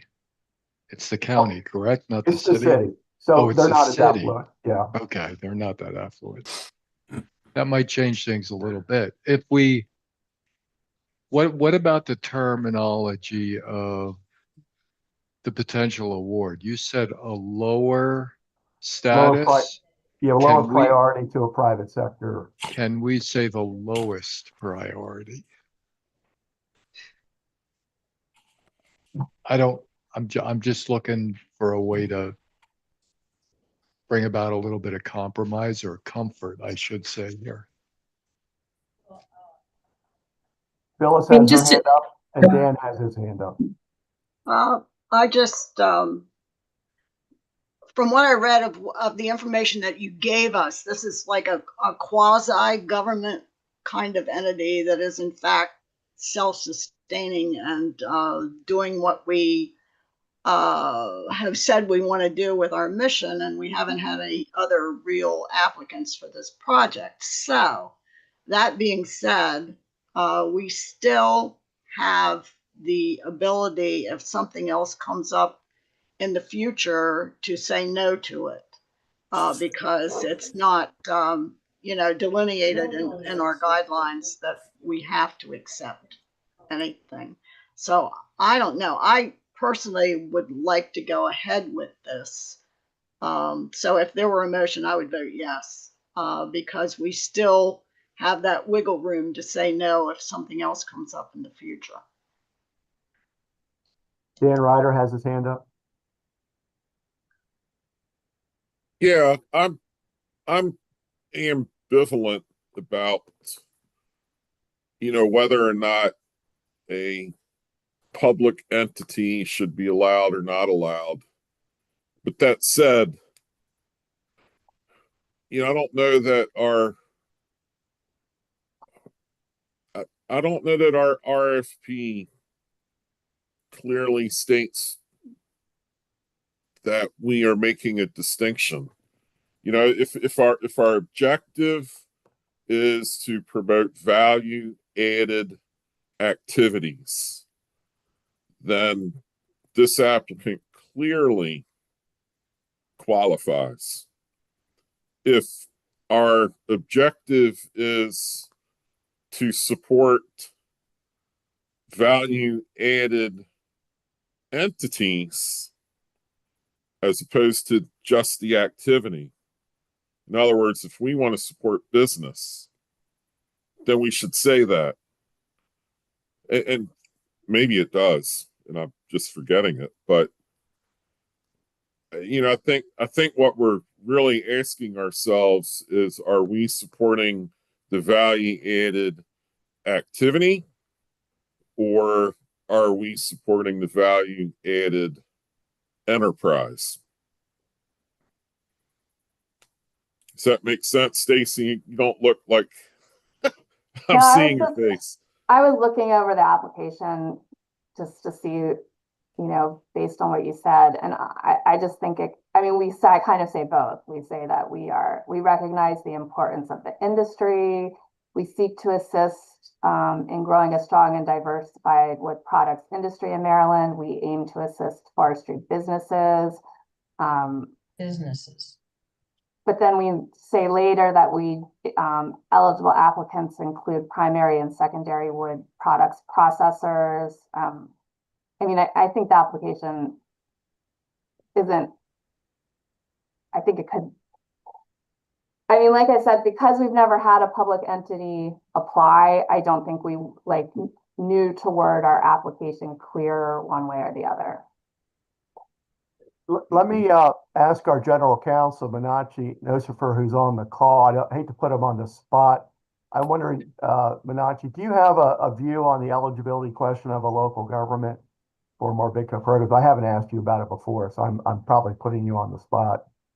But if you had a thought on that and are able to, if you're listening, are able to respond, that might be time. And if you're not there, we can go to AC.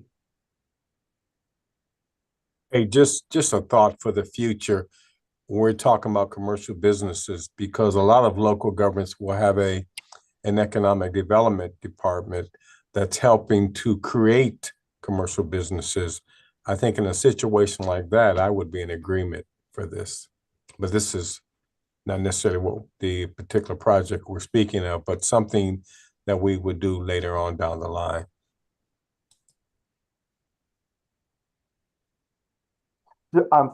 AC, which way are you arguing? Are you in favor of the idea or against the idea? What, not following? Favor. Can you hear me? Yeah, oh. Thank you.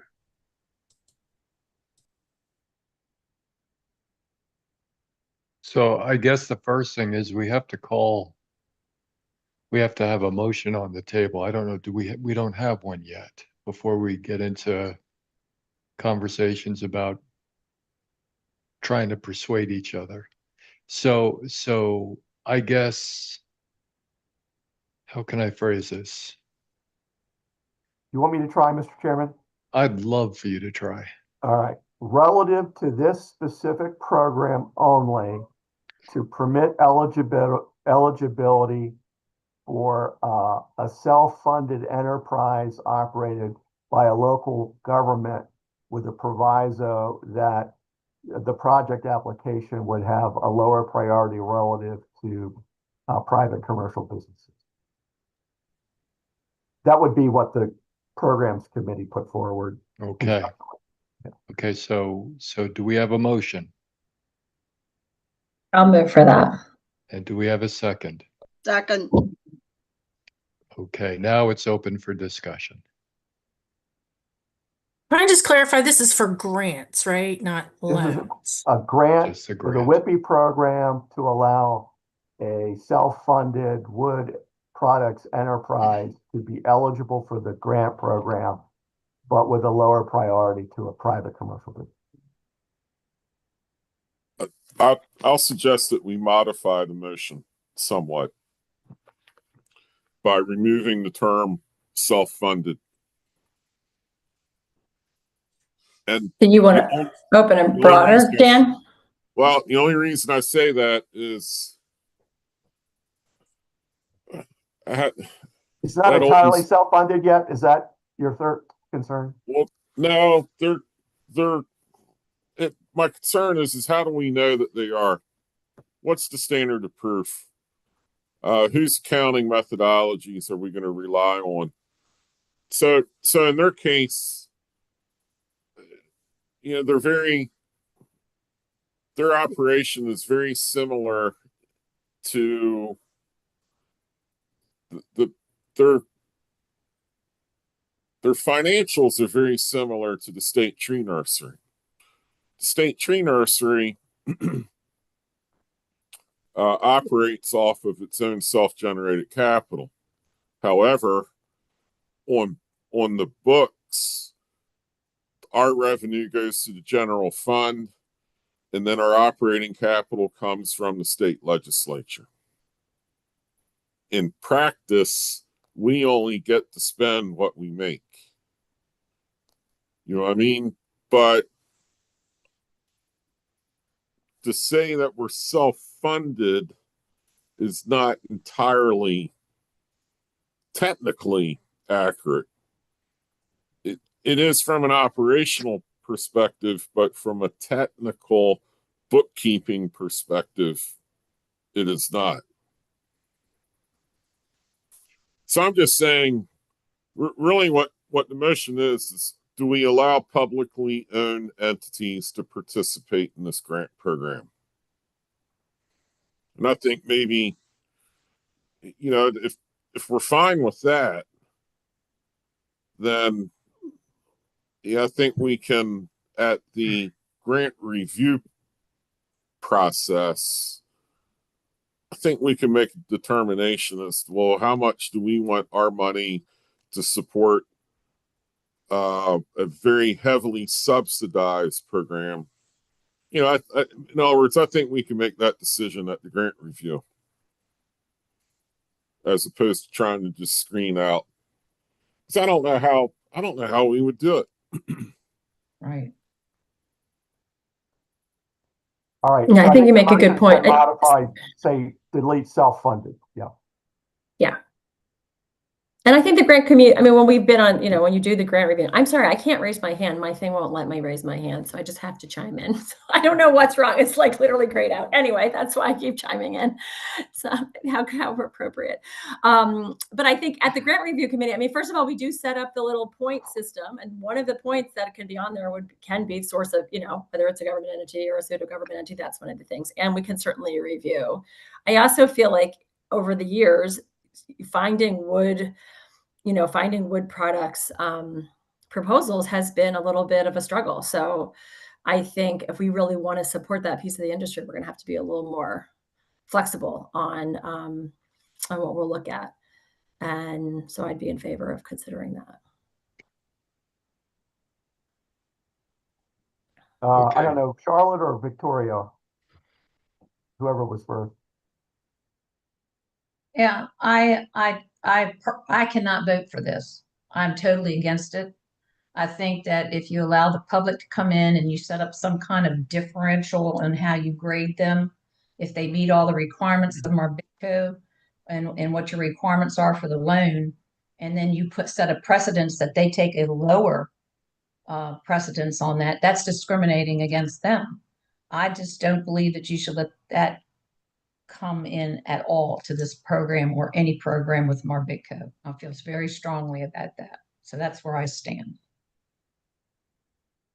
And I'm along the same lines, although in our grants, we do fund units of government. I'm concerned about, we have a proviso in our guidelines that we don't supplant any public funding, you know, because you don't want this could incentivize a public entity to say, hey, that's great, we can get a grant from MARBIDCO, and now we can go, instead of helping support the activity from a local perspective, but maybe including something along that line in future guidelines and criteria that this funding is not to supplant existing funding.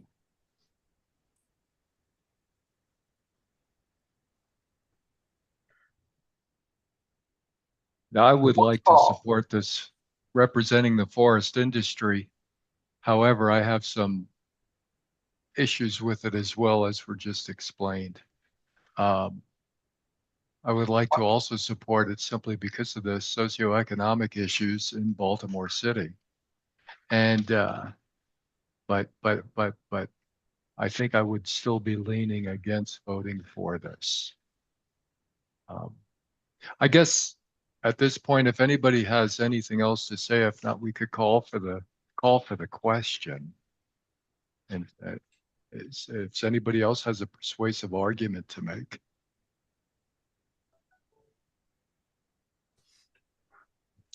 All those in favor of this motion?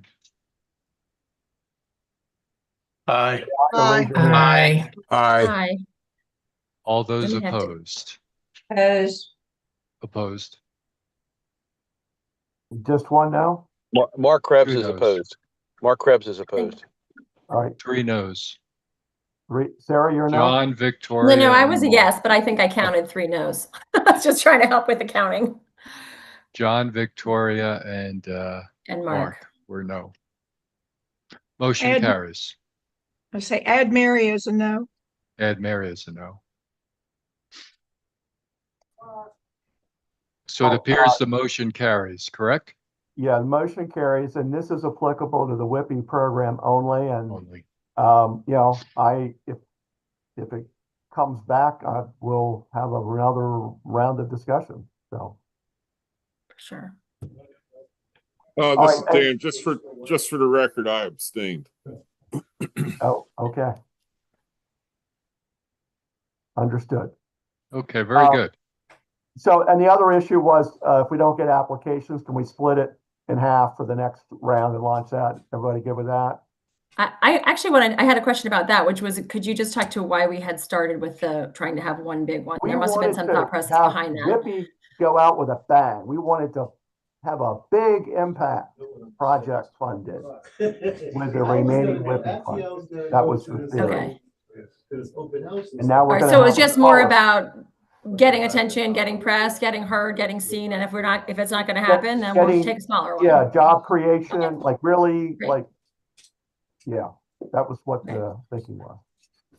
And I think too, like for value added production, the type of equipment and projects that they're doing could require that level of investment. So it wouldn't be that much of a stretch to think that they could do a $500,000 project.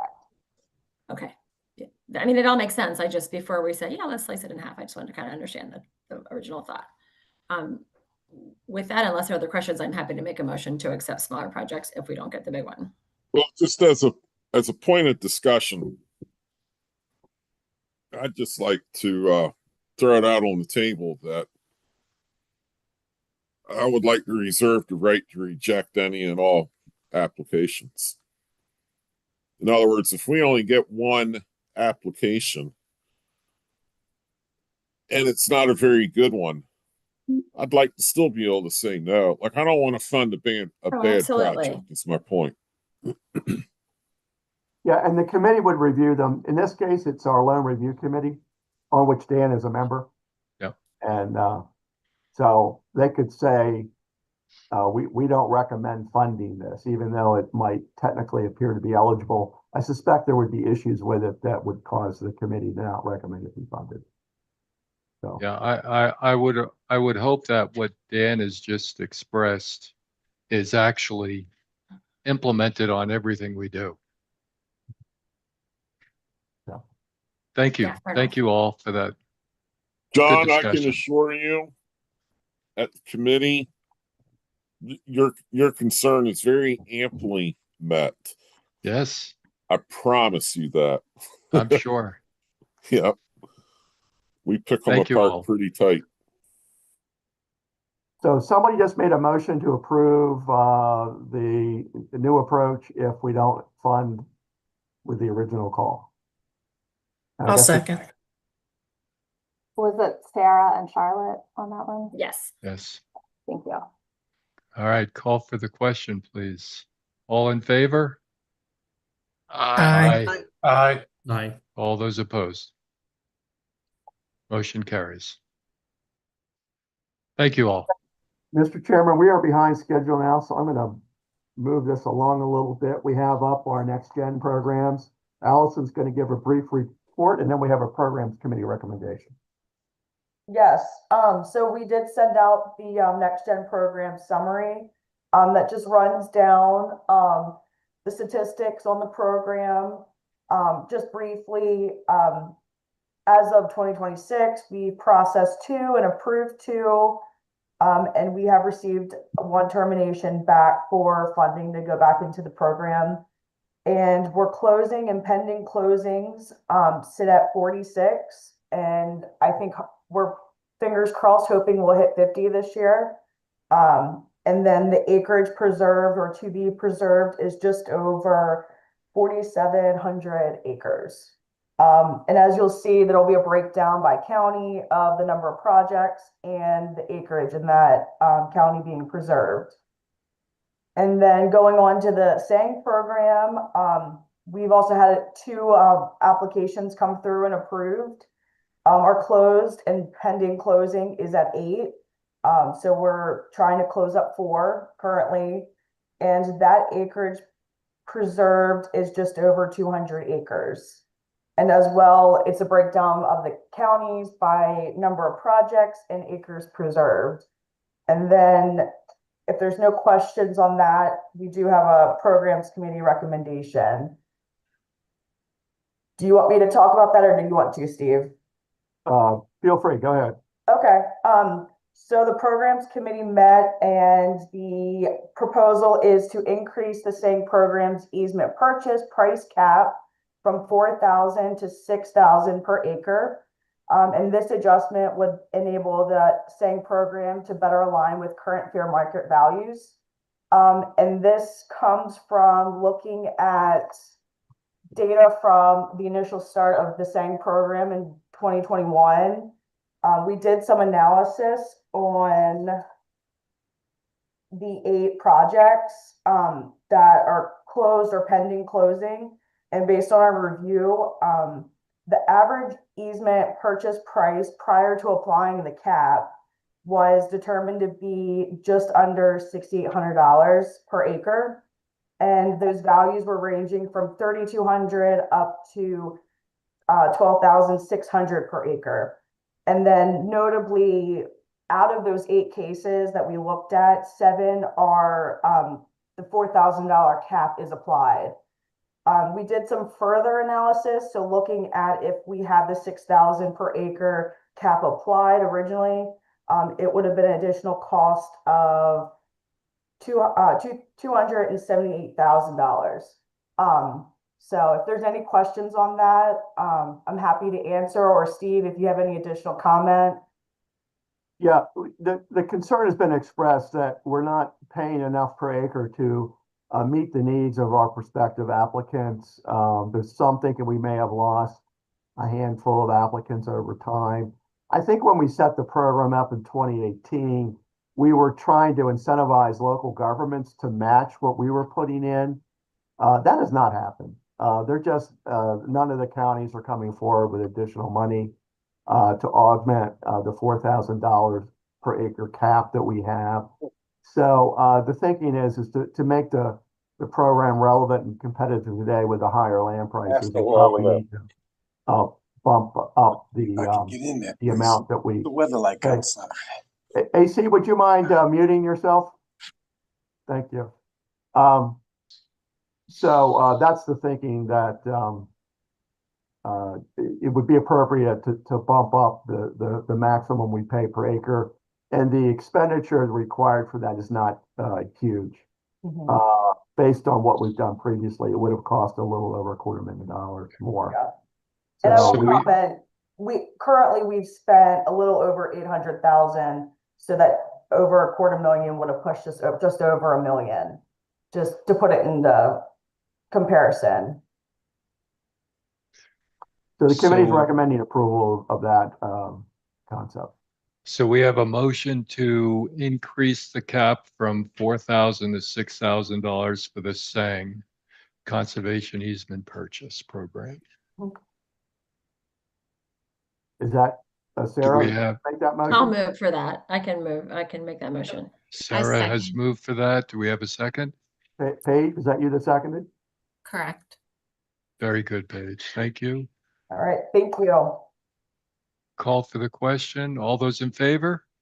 Aye. Aye. Opposed? Motion carries.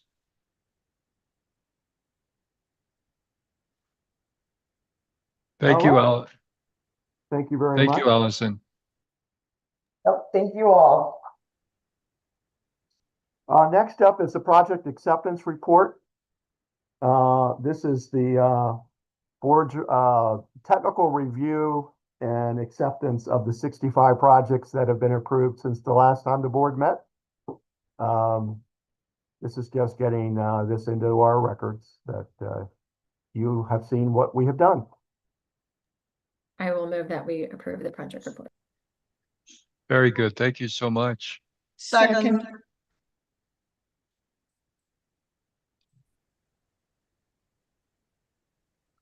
Sorry, who's seconding, please? There were 2 of us. Phyllis was one. Okay. Motion to approve?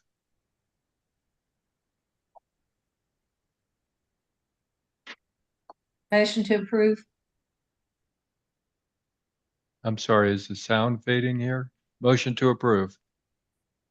Yeah, Victoria moved. Yeah. Is there a second? Yeah, we already did that. We already did that, but that's okay. Call We for just the need to vote. question. Yes, we just need to vote. We're Aye. up to voting. Yes. Aye. Okay. Aye. Aye. Aye. Sorry, All right. that was my bad. No worries. Moving on, Mr. Chairman, to the board officer nominating process. I sent you all a memo that explains the process that the board has traditionally used to select the officers that are elected at the board's annual meeting, which is held at the end of January and early February of every calendar year. The board has historically put together a nominating committee to recommend a slate of officers for the coming calendar year. And it's been kind of a informal rule of the board that the directors should, the officers should come from amongst the gubernatorially approved representatives as opposed to the department representatives. At this time, we need to appoint a nominating committee. I think, Charlotte, are you agreeable again to serve? You chaired it last year. Yeah, fine. Happy And to do it. we'd need, maybe a couple of others to help Charlotte.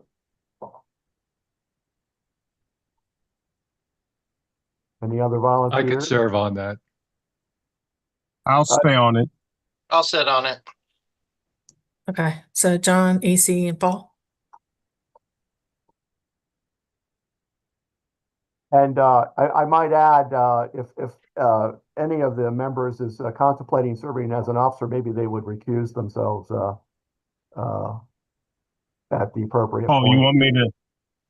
you want me to get off then? No, I'm messing with you.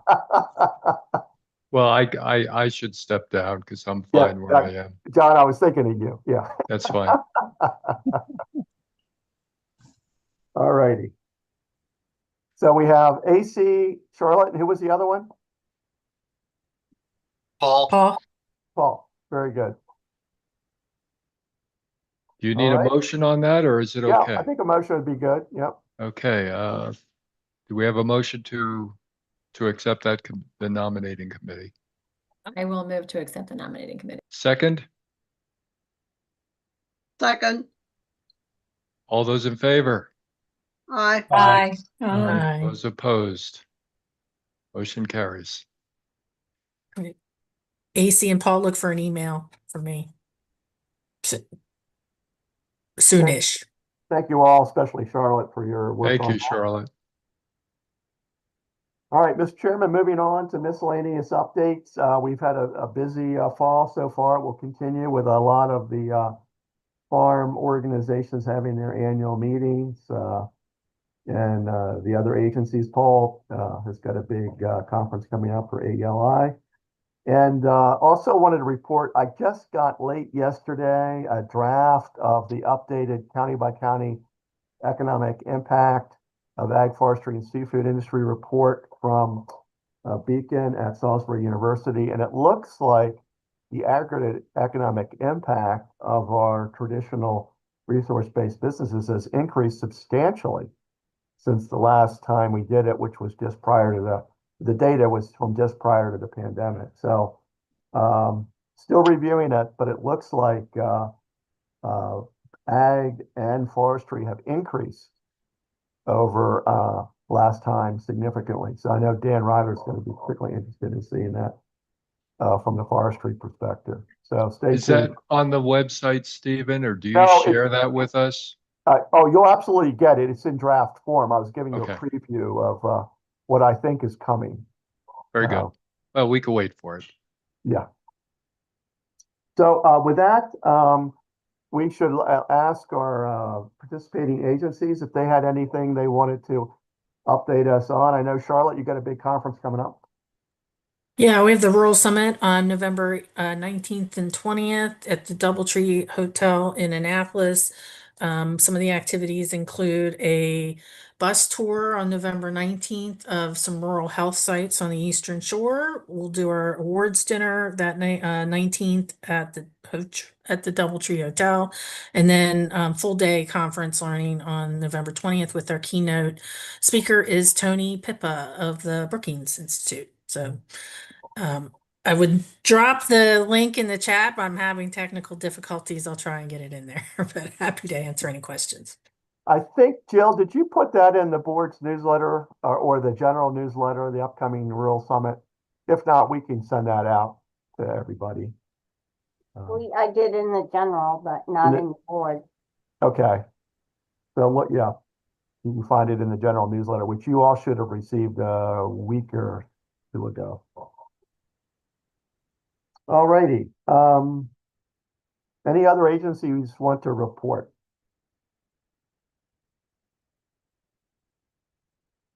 All righty. I think folks are ready to keep this show going. We will send out a doodle poll right after the first of the year to try to select the next board meeting date. It's usually right around February 1st, give or take a couple of days. So be looking for that. And Mr. Chairman, this is the time when there's any other announcements or items that any board member wants to raise before we go into closed session. Does anybody have any other items for discussion? I do. Go ahead, Victoria. I just wanted to remind everyone that our 51st annual East Coast Commercial Fishermen and Aquaculture Trade Show will be on January 16th, 17th, and 18th in January at the Ocean City Convention Center. We are full. It looks like it's going to be a great event. Matt Parker and Don Webster are working on the agenda for the subjects for the training sessions. And I think it's going to be a great show this year with a lot of information. We have several new aquaculture people from industry that are coming in from other states. And we're looking forward to it. Just wanted to remind you of it. Thank you, Victoria. Yes, MARBIDCO will be there with our exhibit table as always. Absolutely. And I'll have Waterman coming to see you. Great. Thank you, Victoria. No other items? All right. So We're going I to guess I'd like need to move into closed session with the formal reading of the motion. I'd like to make a motion to move into a closed session pursuant to the applicable provisions of the General Provision Article, Section 3-305B of the Annotated Code of Maryland. I second it. Yeah, somebody's going to need to read the other language that follows that, Mr. Chairman. Motion is as follows: to consider matters that concern a proposal for a business or industry organization to locate, expand, or remain in this state, to consider the investment of public funds, and to consult with staff, consultants, or other individuals about pending or potential litigation, and to adjourn the meeting thereafter. All the materials referenced in tab 3 provided by the Executive Director. So with the second, Mr. Chairman? Is there a second? We have a second? I second it. Okay, all those in favor? Aye. Aye. All those opposed? Okay. The ayes have it. All right, Mr. Chairman, we're going to go into closed session. I'm going to ask Jill to disconnect us from the internet. And one of my other colleagues